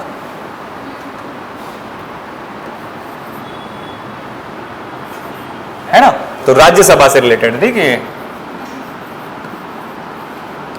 ठीक। राज्यसभा में सीटों का एलोकेशन कैसे होगा, तो आर्टिकल शेड्यूल नंबर 4 में दिया गया है, ठीक है। फिर शेड्यूल नंबर 5, तो एस दिया है, S for schedule areas, schedule areas, ये जो देखे थे ना अपन ने, देखो ये है ना। 4th नंबर पे क्या हो गया, एलोकेशन ऑफ सीट्स, है ना, हो गया ना 4th नंबर पे, आर से इन राज्यसभा, है ना, राज्यसभा हो गया। अब एस देख रहे हैं अपन, मतलब नेक्स्ट वाला देख रहे हैं, 5th वाला। 5th में क्या है, तो एस आ रहा है, टीयर्स एस आ रहा है, एस मतलब शेड्यूल एरियाज, ठीक है। तो शेड्यूल एरिया से रिलेटेड प्रोविजन किस क्या पढ़ रहे हैं ये शेड्यूल्स में, शेड्यूल एरिया से रिलेटेड प्रोविजंस किस शेड्यूल में किए गए हैं कॉन्स्टिट्यूशन के, तो कॉन्स्टिट्यूशन के 5th शेड्यूल में करे गए। समझ में आया, एस का मतलब क्या है, आया ना।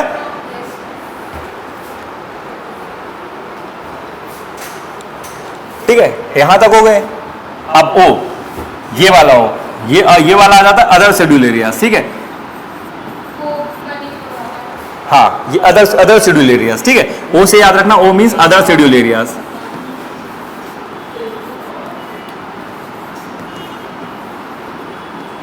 ठीक है, अदर शेड्यूल एरियाज। अब इस एरिया में 4 स्टेट्स हैं, असम,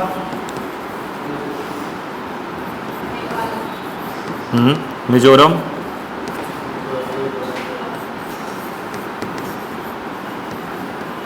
और मेघालय।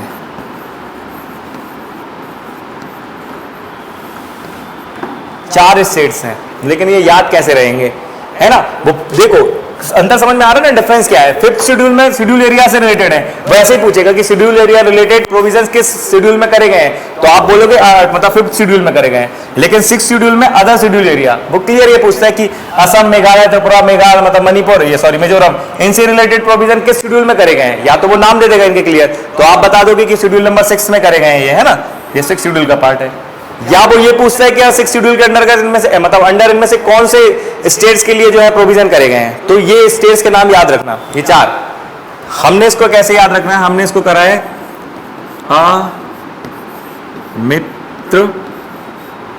अमित्र में, मतलब स्टैंड्स फॉर असम, मी से मिजोरम, इसलिए मित्र है। अगर मैं माँ कुछ और कर देता तो मणिपुर भी हो सकता था वहां, लेकिन मी है तो अपने को पता है मिजोरम, मी फॉर मिजोरम, है ना, मी स्टैंड्स फॉर मिजोरम। अमित्र, त्रा फॉर त्रिपुरा, और मे से आ रहा है, क्लियर आ रहा है अपना मेघालय, है ना। ये अमित्र में याद कर लो, जहां ये शेड्यूल रखा है ना 6 नंबर का शेड्यूल, है ना, वहां ब्रैकेट में लिख लो अमित्र में, और उन अमित्र में का ए के नीचे मतलब आ के नीचे असम कर देना, मी के नीचे मिजोरम, तो क्लियर रहेगा। तो मणिपुर में कंफ्यूज नहीं होगे, वो एक नाम जरूर इनमें से एक दे देगा, असम, मिजोरम, त्रिपुरा, और फिर एक यहाँ पे मणिपुर कर दे। अब आपको वहां याद नहीं रहेगा कि यार मतलब मेघालय था कि मिजोरम था, दो तो चलो जैसे जैसे याद हो जाए, लेकिन अगर ये याद है ना तो ये आपको 1 नंबर दिलाएगा, और ये अगर मेंस में पूछ लिया 3 मार्क्स का तो 3 नंबर दिला देगा, इतना सा।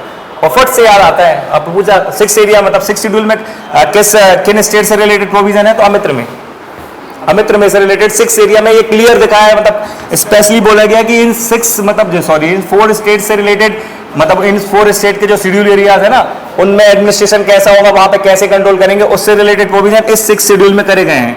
और बाकी जो 5th वाला है उसमें और दूसरे स्टेट्स के भी शेड्यूल एरिया इंक्लूड हो जाएंगे, जैसे मध्य प्रदेश हो गया, छत्तीसगढ़ हो गया, है ना, राजस्थान हो गया, गुजरात हो गया, वहां भी शेड्यूल एरियाज होंगे।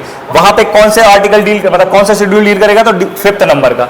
लेकिन इन 4 स्टेट से डील करने के लिए स्पेशली ये शेड्यूल ऐड करा गया है, तो 6 शेड्यूल को इसलिए याद रखना बहुत इंपॉर्टेंट है। इससे क्वेश्चन कभी भी पूछते हैं, इन जो अपन ये डिस्कस कर रहे हैं ना, इससे कई बार क्वेश्चन आए और कई बार आएंगे भी, आगे भी आएंगे, इसलिए इनको एक एक करके ये टीएस, टी फॉर टेरिटरी, है ना, मतलब यूनियन एंड इट्स टेरिटरी कौन से शेड्यूल में है, तो फर्स्ट ई फॉर एमुलमेंट्स, किस में रिलेटेड, एमुलमेंट मतलब महंगाई भत्ते, वेतन भत्ते, ये किससे रिलेटेड है, मतलब आर्टिकल में शेड्यूल में है तो 2nd शेड्यूल में। ए से अफर्मेशन, यार मतलब ओथ एंड अफर्मेशन, तो वो किस में दी गई है, तो 3rd शेड्यूल में दी गई है, ठीक है।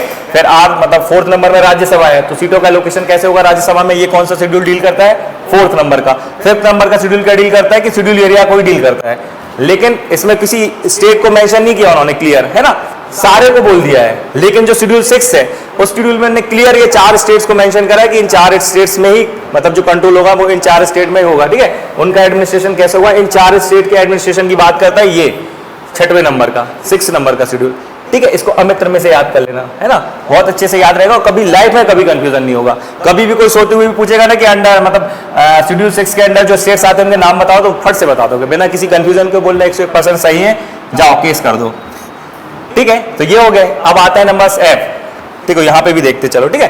ठीक, तो 5th नंबर पे अपन ने देख लिया था administration and control of schedule areas and schedule tribes. किसी स्टेट का नाम लिखा है क्या? नहीं लिखा, इसमें सब आते हैं, लेकिन 6 नंबर में लिखा है क्लियर में, देखो आ फॉर असम, मी फॉर मिजोरम, त्र मतलब त्रिपुरा और मे मतलब मेघालय। हो गया, ये क्लियर है ना। अब देखो 7 नंबर का शेड्यूल, ये जो हो रहा है, ये जो चीजें हैं यूनियन स्टेट और कंकरेंट लिस्ट, ये बता नहीं रही कि ये क्या है, ये बता डिक्लेयर करती कि ये हम फेडरेशन है ना। तो ये फेडरल स्ट्रक्चर को बताती है, तो ये ठीक है। तो एफ से क्या आ जाएगा हमारा? फेडरल। फेडरल मतलब आप याद रखना कि 3 लिस्ट की बात करता है ये, ठीक है, 3 लिस्ट, ठीक है, 3 लिस्ट की बात करता है ये federal. F for federal. Federal कब होगा? जब सब्जेक्ट्स डिवाइडेड होंगे, है ना, जो तभी तो हम फेडरेशन बोल रहे हैं ना, डिवीजन ऑफ पावर्स, मतलब सब्जेक्ट्स को डिवाइड किया, मतलब ये फेडरेशन है, एफ फॉर फेडरेशन या फेडरल, ठीक है।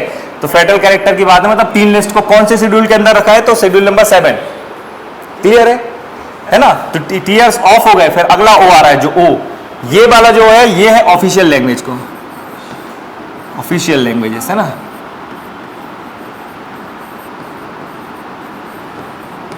ठीक है, ऑफिशियल लैंग्वेजेस है, ये डील कर रहा है कौन सा नंबर का?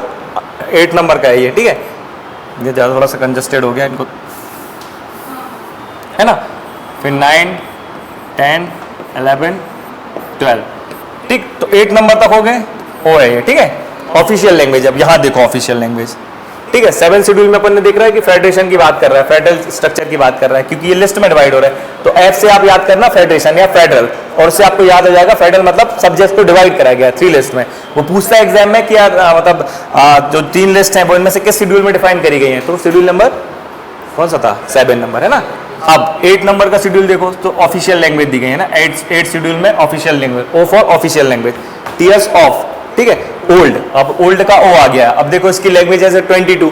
अब अपन ने, आपको याद है मैंने इसको याद करने का तरीका बताया था, देखो 22 लैंग्वेज कैसे याद रखना, बिल्कुल यही याद कर लेना, ठीक है। सबसे पहले होती है, इसको डिवाइड करो 6 क्लासिकल। सबसे पहले तो ये याद रखो कि जब कॉन्स्टिट्यूशन बना था, तो जैसे हमारे शेड्यूल 8 थे ना, तब शुरू में 8 शेड्यूल्स होते थे ना, वैसे ही टोटल जब कॉन्स्टिट्यूशन ऐड हुआ, मतलब बना, तब इस 8 शेड्यूल में 14 लैंग्वेजेस थी, ठीक है।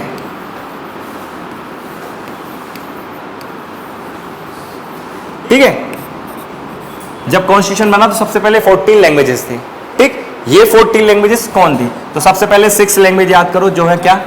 हमारी क्लासिकल लैंग्वेज, है ना। ऐसे लिख लेना कॉपी में, ठीक है। 6 है क्लासिकल लैंग्वेज, है ना। 14 को ऐसे करके डिवाइड कर लेना जैसे भी लगे, है ना, कि 14 के अंडर में लिख रहा हो कि 6 अपने को याद करने का। तो सबसे पहले 6 क्लासिकल लैंग्वेज, यहां से क्वेश्चन आएगा, कभी भी पूछेगा ये जो लैंग्वेजेस है ना 6 क्लासिकल, तो ये 6 क्लासिकल लैंग्वेजेस है। तस मत को, है ना, टी एस तस, एम टी मत और को, ठीक। तो सबसे पहले जो ऑफिशियल लैंग्वेज डिक्लेयर करी गई वो कौन सी लैंग्वेज थी? तमिल, है ना। 2004 में ये है तमिल लैंग्वेज, ठीक है। तमिल को सबसे पहले ऑफिशियल लैंग्वेज डिक्लेयर किया गया था, है ना।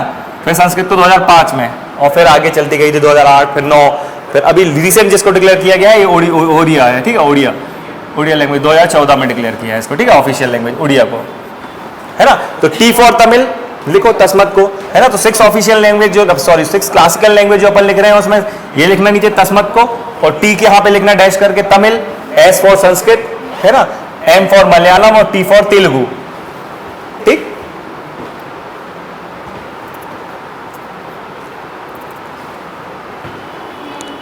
और के फॉर कन्नड़ा और ओ फॉर उड़िया, है ना, कन्नड़ा और उड़िया, कन्नड़ लैंग्वेज और उड़िया लैंग्वेज, ठीक है। ये है 6 क्लासिकल लैंग्वेज। कभी भी एग्जाम में बोलेगा, पूछेगा 4 लैंग्वेज दे देगा, या फिर 6-7 जितनी उनको मन लगे, या तो बोल देगा इनमें से कौन सी नहीं है, या 4 दे देगा तो बताएगा बताओ इनमें से कौन सी है ना। अब जैसे उन्होंने क्वेश्चन दिया कि option A, which of the following is a classical language, ठीक, क्वेश्चन है आपके लिए, और ऑप्शन ए दिया है, वहां पर ऑप्शन दे दिया उन्होंने कोंकणी, फिर ऑप्शन बी दे दिया असमी, ठीक है, असमीज, ऑप्शन सी दे दिया बंगाली, ऑप्शन डी दे दिया तमिल, बन जाएगा, है ना। ऑफिशियल, सॉरी ये क्लासिकल लैंग्वेजेस हैं, ये 6 जो है ना, ये है क्या हमारी क्लासिकल लैंग्वेज है, ये क्लियर है। तो 6 क्लासिकल लैंग्वेज हो गई, बची कितनी 14 में से 8 लैंग्वेजेस बनी, ठीक है। तो 6 क्लासिकल लैंग्वेज याद कर ली, याद हो गई। ऐसे ये भी ये 22 याद हो जाएंगी और अपने को पता भी नहीं चलेगा। ये को के मतलब कन्नड़, कन्नड़ लैंग्वेज, कन्नड़ जो होती है ना कर्नाटक में बोलते हैं, और ओ मतलब उड़िया, उड़िया लैंग्वेज है ना। मोस्टली साउथ की लैंग्वेज है सारी की सारी, जो वहाँ के स्टेट्स हैं, जैसे आंध्रा में तेलुगु बोलते हैं तो तेलुगु हो गई, तमिलनाडु में तो नाम ही है तो तमिल बोलते हैं, वहाँ पे तमिलनाडु हो गई। मलयालम कहाँ बोलते हैं? केरला में, तो केरला की मलयालम ले ली। ऊपर लगा हुआ कर्नाटक है, वहाँ कन्नड़ बोलते तो कन्नड़ा वहाँ की ले ली। फिर वहाँ से इस साइड आंध्र प्रदेश से लगा हुआ उड़ीसा पड़ता तो वहाँ की उड़िया हो गई। ये है 6 क्लासिकल लैंग्वेजेस, ठीक है। ठीक, ये क्लियर है ना। अब इनको खिसकाते हैं अपन, है ना। तो 6 क्लासिकल लैंग्वेजेस होंगी। अब देखो 6 होगी वो लैंग्वेजेस जो स्टेट्स के नाम पर है, ठीक है, ठीक है, ठीक। 6 स्टेट्स के नाम पर लैंग्वेजेस कैसे? सबसे ऊपर से शुरू करना, मैप तो याद हुआ है ना। सबसे ऊपर है जम्मू कश्मीर, कश्मीर से हो गई कश्मीरी, है ना, कश्मीरी। इधर देखो, है ना, कश्मीर से याद रखना कश्मीरी कहाँ गई, ये है ना। सबसे ऊपर चलेगा अपन कश्मीरी हो गई। कश्मीर से लगा हुआ एक स्टेट आता है हमारा पंजाब, पंजाब की हो गई क्या? पंजाबी, उत्तरी, ये है ना, कश्मीरी और पंजाबी हो गई, ठीक। 2 वहां से निपटा दिए। अब ईस्ट में आ जाओ, ईस्ट में आ जाओ। आपने कहा सबसे पहले ये असम, असमीज, ठीक है, ठीक। ईस्ट में आ गया असम। मैप देखना, मैप याद रखो, ऐसे याद करो मैप, बिल्कुल मैप ही बना लेना। बिल्कुल मैप बना के करोगे ना तो भूलोगे नहीं, नहीं तो भूल जाओगे, 100% भूल जाओगे। मैप बनाओ ऐसे फटाफट, मैप बनाओ। आता है मैप बनाते कि नहीं? इंडिया का है ना,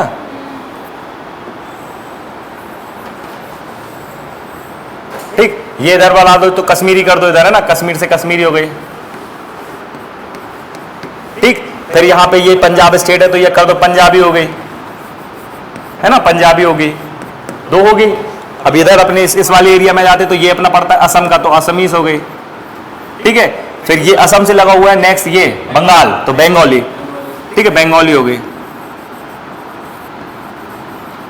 ठीक है, बंगाली होगी, ठीक। 4 लैंग्वेजेस होंगी। अब देखो यहां पर 2 और स्टेट्स लगते हैं, जैसे पेयर में पढ़ते हैं ना मैप में, तो भूलोगे नहीं। और मैप ही बनाना वहां पे, पता, 6 क्लासिकल लैंग्वेज लिखना, फिर उसके नीचे जो 6 लिख रहा है उसके लिए मैप बना लेना, कभी नहीं भूलोगे। और फिर ये देखो, ये 2 स्टेट्स पढ़ते हैं, ऊपर पड़ता है, ये इधर पड़ता है, सॉरी, ये हाँ, सबसे ऊपर है गुजराती, गुजरात है तो गुजरात से हो गई गुजराती, कहाँ गई, ये है ना, गुजरात वाला एरिया है ये पूरा अपना, है ना।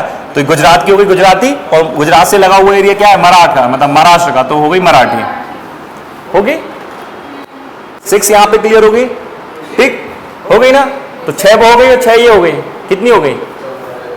12, बची 2 एक दूसरे के, यस, एक दूसरे के ऑपोजिट, हिंदी और उर्दू दोनों एक दूसरे की सिस्टर हैं ये, हिंदी उर्दू।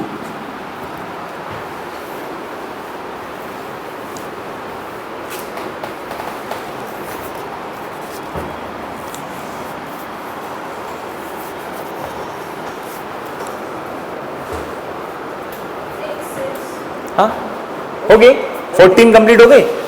14 जो अपन बात कर रहे थे कि कॉन्स्टिट्यूशन जब बना था तब 14 लैंग्वेजेस थी, तो बन गई ऑफिशियल 14 लैंग्वेज। अभी कितनी है एट प्रेजेंट?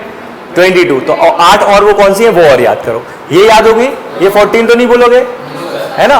और क्लियर रखना अभी तो, इसलिए अभी क्योंकि बन गई थी। अभी जैसे मैंने बोला था ना वो क्लासिकल लैंग्वेज का क्वेश्चन, तब क्लासिकल और ऑफिशियल में कंफ्यूज नहीं हो जाना। अगर ऑफिशियल बोलता तो वो चारों ऑफिशियल थी, जब अपन ने भी क्वेश्चन देखा था कि तमिल भी ऑफिशियल थी, सब ऑफिशियल थी, लेकिन जब मैंने क्लासिकल पूछा था उसमें से तो सिर्फ तमिल क्लासिकल थी। इसलिए क्वेश्चन आया ना तो बिल्कुल गौर से अंड से गोला कर देना, उसको मार्क कर लेना कि क्या पूछ रहा है, ये ऑफिशियल पूछ रहा है कि क्लासिकल पूछ। अपने से करो ना, मतलब अपने खुद का ब्लैक पेन रहेगा, उस पेन से उसको हाईलाइट कर लो पेपर में। प्री का जो पेपर मिलेगा ना, जैसे मैं गोला लगा दे रहा हूँ ना ये, तो बोलेगा कि यार इनमें से कौन सी क्लासिकल है या ऑफिशियल है। ऑफिशियल है कि क्लासिकल है, बिल्कुल गौर से यहाँ दिमाग में फट से पहुंचना। बहुत गंदे तरीके से तेरा बनता हुआ क्वेश्चन बिल्कुल हलवा वाला गलत करके आ जाओगे ना, कि आके फिर सीधे सर पकड़ोगे कि बताओ मेरे को पता था और मैं ये गलत कर दिया। ये मिस्टेक्स होती हैं वहां पे, इसलिए मैं बोल रहा हूँ, बार बार बोल रहा हूँ कि ऑफिशियल पूछ रहा है कि क्लासिकल लैंग्वेजेस पूछ रहा है, ठीक है। कॉन्स्टिट्यूशन जब बना तब पूछ रहा है कि एट प्रेजेंट पूछ रहे हैं, बिल्कुल बिल्कुल क्लैरिटी रखना। 14 तब थी, अभी 22 है, ऑफिशियल 6 है ना, और क्लासिकल 22 है, ठीक। सॉरी उल्टा बोल दिया, वो समझ जाएगा, वो स्लिप ऑफ टंग हो जाता है, दिमाग में यहाँ वहाँ चला जाता है कुछ, तो आप लोग समझ जाएगा ठीक क्या बोलना चाह रहा हूँ मैं, ठीक है। 14 याद हो गई। अब देखो, अब हुआ एक अगला अमेंडमेंट। हर कोई जो भी, जैसे अभी कोई लैंग्वेज है, जैसे राजस्थानी है, ठीक है, राजस्थानी लैंग्वेज है। अब राजस्थानी लैंग्वेज डिमांड कर रही है कि भैया हमें भी आप क्लास ऑफिशियल लैंग्वेज में आप हमें भी रखो, स्टेटस हमें भी दो। लेकिन क्या अपन ने ये जो लिस्ट देख रहे हैं कहीं राजस्थानी दिख रही है क्या? नहीं दिख रही। लेकिन अगर वहां के लोग, राजस्थान के लोग अगर डिमांड करने लगे, गवर्नमेंट के ऊपर प्रेशर बनाने लगे कि हमारी राजस्थानी को भी ऑफिशियल लैंग्वेज का स्टेटस दो, मूवमेंट चलने लगे, आंदोलन, चक्का जाम, भारत बंद, सब काम तमाम तो फिर गवर्नमेंट मजबूर हो जाएगी और उनको ऑफिशियल लैंग्वेज का देना पड़ेगा स्टेटस। लेकिन नहीं है। लेकिन भैया ऐसा बोलने तो नहीं कर रहे, लेकिन ऐसा हुआ पहली बार सिंधी, तो सिंधी ये बैठी है यहाँ, है ना, सिंधी दीदी आई और उन्होंने बोला कि भैया पंजाबी को तो दे दिया। पंजाब और सिंध एक्चुअली लगे हुए एरिया है, ये जो पंजाब है ना, तो इसी से ये जो लगा हुआ एरिया ना, आज का पाकिस्तान निकल आता है वहां पर, तो सिंध एरिया लगा हुआ है, ठीक है। तो बोले भाई साहब पंजाब को दे, पंजाबी को दे दिया आपने ऑफिशियल लैंग्वेज, तो हमारे में क्या बुराई है, हमें भी दो। तो इनके लिए अब क्योंकि लैंग्वेज ऐड कर रहे थे अपन, कॉन्स्टिट्यूशन का पार्ट है ये, तो 21st कॉन्स्टिट्यूशनल अमेंडमेंट हुआ इस सिंधी के लिए, ठीक है। तो 21st कॉन्स्टिट्यूशनल अमेंडमेंट एक्ट 1967, और ये पेपर में सिर्फ अभी तो ठीक है, ये मतलब पॉलिटी में तो पूछता ही पूछता है, ये आपको हिंदी के पेपर में भी आती है। पूछे उन्होंने हिंदी पेपर में कि यार सिंधी को किस कॉन्स्टिट्यूशनल अमेंडमेंट एक्ट से ऐड किया गया था ऑफिशियल लैंग्वेज में, तो यही लिखना था कि 21st कॉन्स्टिट्यूशनल अमेंडमेंट एक्ट 1967 से सिंधी को ऑफिशियल लैंग्वेज में ऐड किया। और कौन से नंबर की लैंग्वेज बनी अगर ऐसे पूछे तो 15 नंबर के ना, तो ये 15 भी हो गई। मेगा आ रही है समझ में ना, है ना बेटी, तो ये 15 नंबर की हो गई। अब बचे कितने और, अभी 7 और बच रहे हैं, ठीक। फिर बाकी जो बच रहे तो उन्होंने बोला भाई हम में क्या बुराई है, हमें भी करो, ठीक। तो फिर आते हैं, बोले कि भाई ये ने बोले कि यार सिंधी हम तो हो ही गए, बोले यार कम ऑन यार, कम ऑन और लैंग्वेज को ऐड करो, कम ऑन। तो KMN आ गए ठीक है। तो ये K फॉर कोंकणी है ना, M से मणिपुरी और N से नेपाली, ये तो KMN याद कर लो, है ना। तो इसको जो ऐड किया है ना, अभी तो 15 हो गई। अब लिखो 15 के बाद कोंकणी, मणिपुरी और नेपाली, इसको कम ऑन करके याद कर लो यार, कम ऑन यार, और लैंग्वेजेस ऐड करना है, ठीक है। तो KMN ये इनको ऐड किया गया 71st कॉन्स्टिट्यूशनल अमेंडमेंट एक्ट से,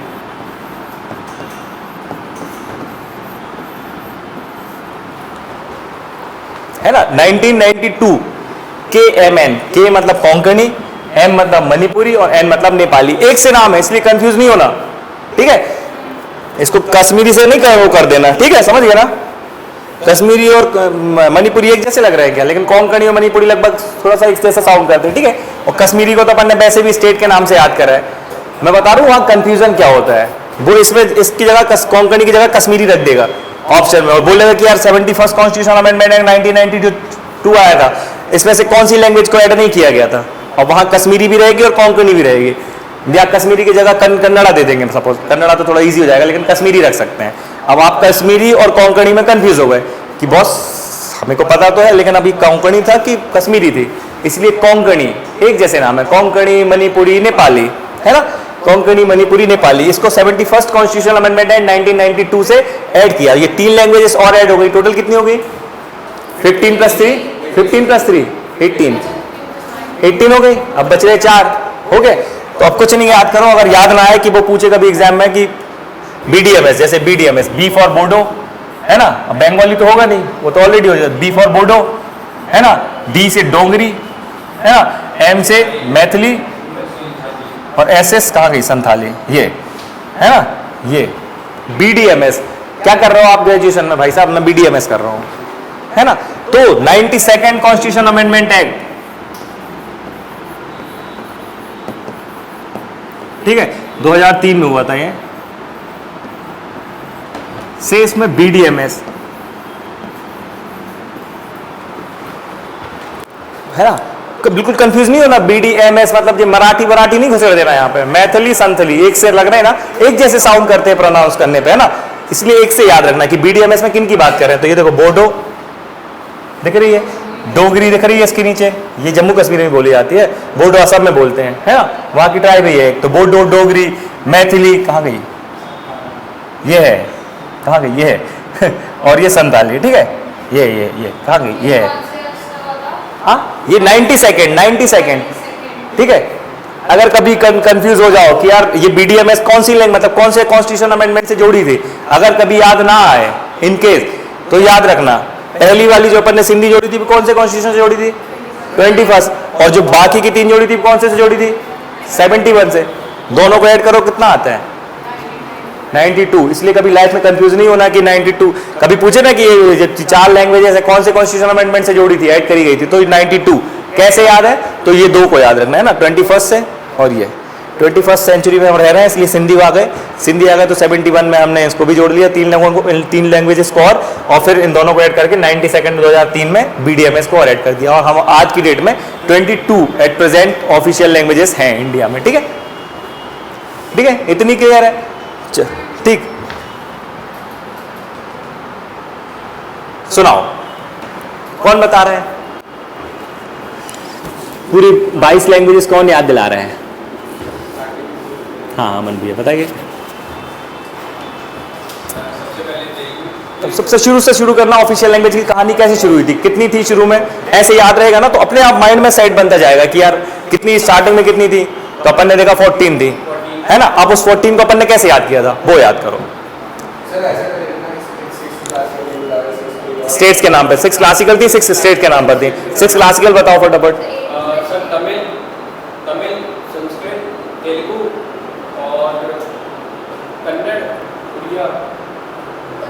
मलयालम, तस्मत को वो बार बार याद करो बेटी, यही चीज है ना, है ना। ठीक है, मेगा आप बताओ स्टेट्स में को जो 6 लैंग्वेजेस थी वो कौन थी? पेयर याद करो बेटी, पेयर याद करो, कोई दिक्कत नहीं, कोई बात नहीं, चलता है। हाँ वेरी गुड, हाँ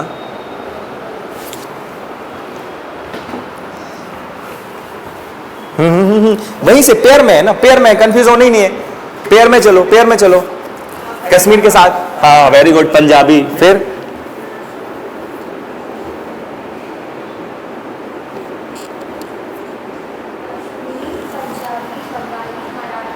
बंगाली, बंगाल के साथ असम बंगाल, है ना, और फिर इधर ये दोनों थी जो गुजराती, है ना। ठीक है, और 2 और कौन बच गई थी, ये तो 6 6 12 हो गई, 2 और कौन बच गई, हिंदी उर्दू होगी, है ना, 14 कंप्लीट हो गई। शुभांशु, हाँ 6 शेड्यूल के अंदर कौन से स्टेट्स हैं बताओ? हाँ 6 शेड्यूल में, हाँ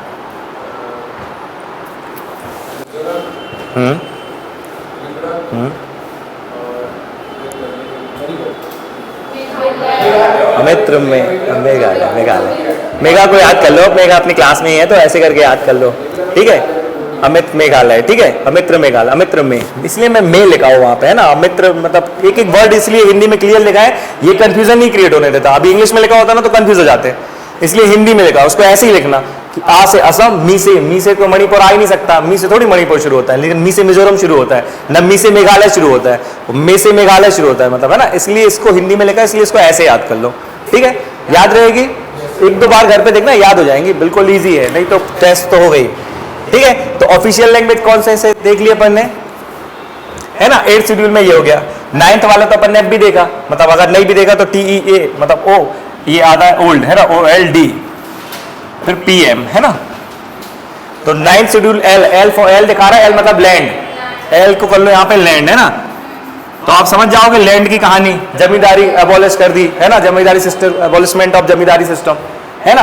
तो वो क्वेश्चन पूछता है कि मतलब जमींदारी को मतलब इनमें से किस शेड्यूल में अपन ने एबॉलिश करने की बात करी है, तो आप क्या बताओगे? 9th शेड्यूल नंबर 9th में, है ना, क्योंकि L आ रहा है, L फॉर लैंड, लैंड से याद पूरी कहानी याद कर लेना, वो जमींदारी, भूदान आंदोलन, फर्स्ट, ये तो फर्स्ट ही से ऐड हुआ था ना, है ना, फर्स्ट कॉन्स्टिट्यूशनल अमेंडमेंट एक्ट से ऐड हुआ था ये, है ना, 1951 में। उसी से तो फिर अपनी शंकरी प्रसाद, फिर उसके बाद सज्जन सिंह, फिर उसके बाद गोलकनाथ का केस जो अपन ने देखा अभी, है ना, बेसिक स्ट्रक्चर का, वो इन्हीं से शुरू हुआ था, इन्हीं की लड़ाई हुई थी। तो 9th शेड्यूल किससे ऐड हो गया? फर्स्ट कॉन्स्टिट्यूशनल अमेंडमेंट एक्ट से। इनसे ऐसे ही क्वेश्चन पूछता है, मैं जो बता रहा हूं ना, ऐसे ही क्वेश्चन आते हैं। वैसे तो सिंपल पूछ लेगा कि 9th शेड्यूल को कौन से कॉन्स्टिट्यूशनल अमेंडमेंट से ऐड किया गया था, तो फर्स्ट शेड्यूल से, फर्स्ट कॉन्स्टिट्यूशनल अमेंडमेंट से, या वो इसको घुमा के पूछ लेगा कि फर्स्ट कॉन्स्टिट्यूशनल अमेंडमेंट 1957 मतलब 51 है ये, 51 से कौन से शेड्यूल को ऐड किया गया था, तो 9th शेड्यूल को। इसके अंडर में क्या है, तो लैंड रिलेटेड है, लैंड रिफॉर्म्स है ना। तो लैंड रिफॉर्म में क्या किया था, जमींदारी सिस्टम को अबॉलिश कर दिया था। ठीक है, तो L फॉर लैंड्स, ठीक हो गए। अब D से डिफेक्शन,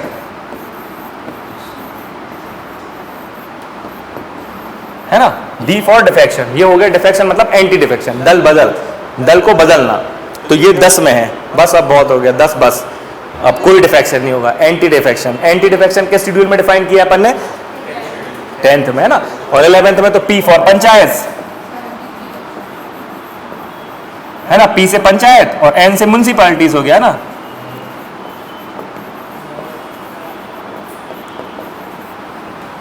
हुई याद, हुई, क्लियर हुई, ये चीज क्लियर हुई ना कि टीयर्स ऑफ ओल्ड पीएम क्या है। मेरे निकल रहे हैं लेकिन है ये इनके, ठीक है, ठीक है। चलो एक बार याद करो, है ना। First schedule T for territory, आप समझ जाओगे यूनियन एंड इट्स टेरिटरी किसमें डिफाइन है, आर्टिकल सॉरी शेड्यूल नंबर 1 में। E फॉर एम्यूलमेंट्स मतलब सैलरीज, पूछते हैं एग्जाम में कि एम्यूलमेंट्स या सैलरीज या इसको अपन क्या बोलते हैं, अपन ने देखा था ना वेजेस, उनके जो कुछ बोल रहा हो, है ना, डिग्नेटरीज के, उन सारे के वो किस में डिफाइन करेंगे, सेकंड शेड्यूल में। फिर ई हो गया, फिर ए आता है, ए फॉर अफर्मेशन या ओथ, तो किन किन की ओथ किस में डिफाइन की है, मतलब शेड्यूल नंबर 3 में। आर मतलब राज्यसभा, तो सीट्स का एलोकेशन राज्यसभा में कैसे होगा, वो कौन से शेड्यूल में डिफाइन किया है, शेड्यूल नंबर 4। फिर टी आर हो गया, एस मतलब शेड्यूल एरियाज, इन शेड्यूल एरिया में सारे शेड्यूल एरियाज की सबकी, पहले हम सबको लेके चलते हैं शुरू में, है ना। तो इसलिए कंफ्यूज नहीं होना कि ये वाला, यहाँ पे भी कंफ्यूजन होता है दोनों में।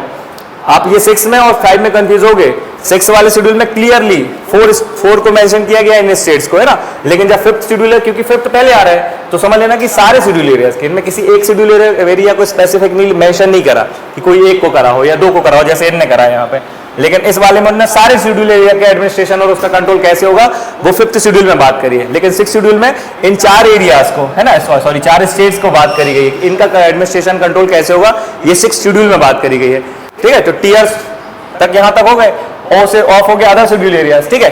ऑफ एफ मतलब फेडरल या फेडरेशन, फेडरेशन का मतलब होता है सबजेक्ट्स को डिवाइड होना, है ना। सेंटर यूटी में, सॉरी सेंटर स्टेट्स में लिस्ट का डिवाइड होना, है ना। तो central list, state list, concurrent list, ये सारी।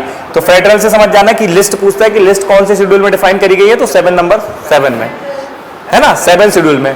फिर ओ आ जाता है 8 नंबर का, तो ऑफिशियल लैंग्वेजेस किसमें है, 8 शेड्यूल में है ना।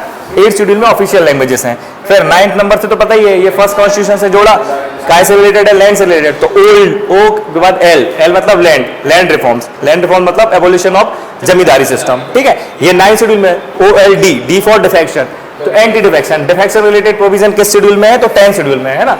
फिर 11th में पी से पंचायत और एम से म्युनिसिपैलिटीज, ठीक है। ये क्लियर हो गई, है ना। ये सबसे इंपॉर्टेंट है, इससे कई बार क्वेश्चन पूछे, कई बार ही, UPSC, PSC, other state PSC, SI, patwari, दुनिया के जितने एग्जाम एमपी के मतलब इंडिया में होते हैं, उनसे सबसे इससे जरूर क्वेश्चन आते हैं जो ये चल रहे हैं अपने, है ना। ऐसे वो पार्ट से पूछते हैं। पार्ट देखना है आपको आज, ठीक है। तो ये इतना क्लियर है ना इन लोग का,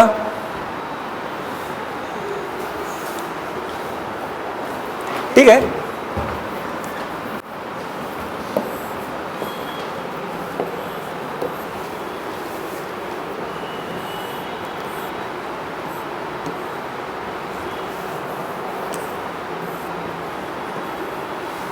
देखो ये है पार्ट्स, 22 पार्ट्स हैं, ठीक है। लेकिन इसको नहीं बताऊंगा आज मैं, क्योंकि इनको कल फ्रेश तरीके से शुरू करेंगे ना तो थोड़ा मजा आएगा, मतलब अच्छे तरीके से बताएंगे। अभी देखना तो अभी देख लो जैसा लगे, है ना। बहुत सारा हो गया ना, पूरा घुस जाता है, कोई मतलब नहीं निकलता इतना पढ़ने का। अभी वो लैंग्वेजेस याद कर लो, अभी ऑफिशियल और क्लासिकल लैंग्वेज में जो कंफ्यूजन है वो क्लियर कर लो, है ना। फिर पूरे शेड्यूल्स याद कर लो कि टीयर्स ऑफ ओल्ड में टी एक एक वर्ड्स किस किस चीज को डिफाइन कर रहा है। ये अमित्र में वाली जो चीज आ रही है कौन से शेड्यूल में आ रही है ना। 5th शेड्यूल में आ रही है, मतलब सबकी बात कर रहा है वो। अगर स्पेसिफिक पूछता है और हम वहां पे कंफ्यूज हो जाते हैं कि मतलब या तो सीधे स्टेट पूछ लेगा कि असम रिलेटेड प्रोविजन इनमें से किस शेड्यूल में करे गए हैं। अब आपको कंफ्यूजन हो गया कि 5th में करे गए थे कि सब, याद तो है टीयर्स ऑफ ओल्ड पीएम, लेकिन 5th और 6th में कंफ्यूज हो गए। इसलिए 5th पहले आ रहा है तो हम पहले सबकी बात करेंगे, हम किसी एक को नहीं डिफाइन करें, सबकी बात है, सब सारे शेड्यूल एरियाज। लेकिन जब 6th शेड्यूल आ रहा है तो हमने 4 स्पेसिफिकली मेंशन कर दिया उसमें, ठीक है। इवन नंबर से भी याद करना कि 6 है तो 4 है, 6 है तो 4 है, 64 है, जैसे लगे, मतलब मैंने तो ऐसे याद किया कि यार 5th शेड्यूल आ रहा है तो पहले हम सारे एरियाज की बात कर रहे हैं कि सारे शेड्यूल एरियाज। लेकिन जब 6th आ रहा है तो फिर हम थोड़ा स्पेसिफिक हो गए कि हमने इन चारों पर भी बस फोकस करा, ठीक है। ऐसे करके ऑफिशियल, क्लासिकल लैंग्वेज फर्स्ट, ये याद करना, ठीक है। इतना क्लियर है, खत्म करें आज, है कुछ पूछना है नहीं? चलो ठीक, थैंक यू। हाँ मेरे को खुद आज बहुत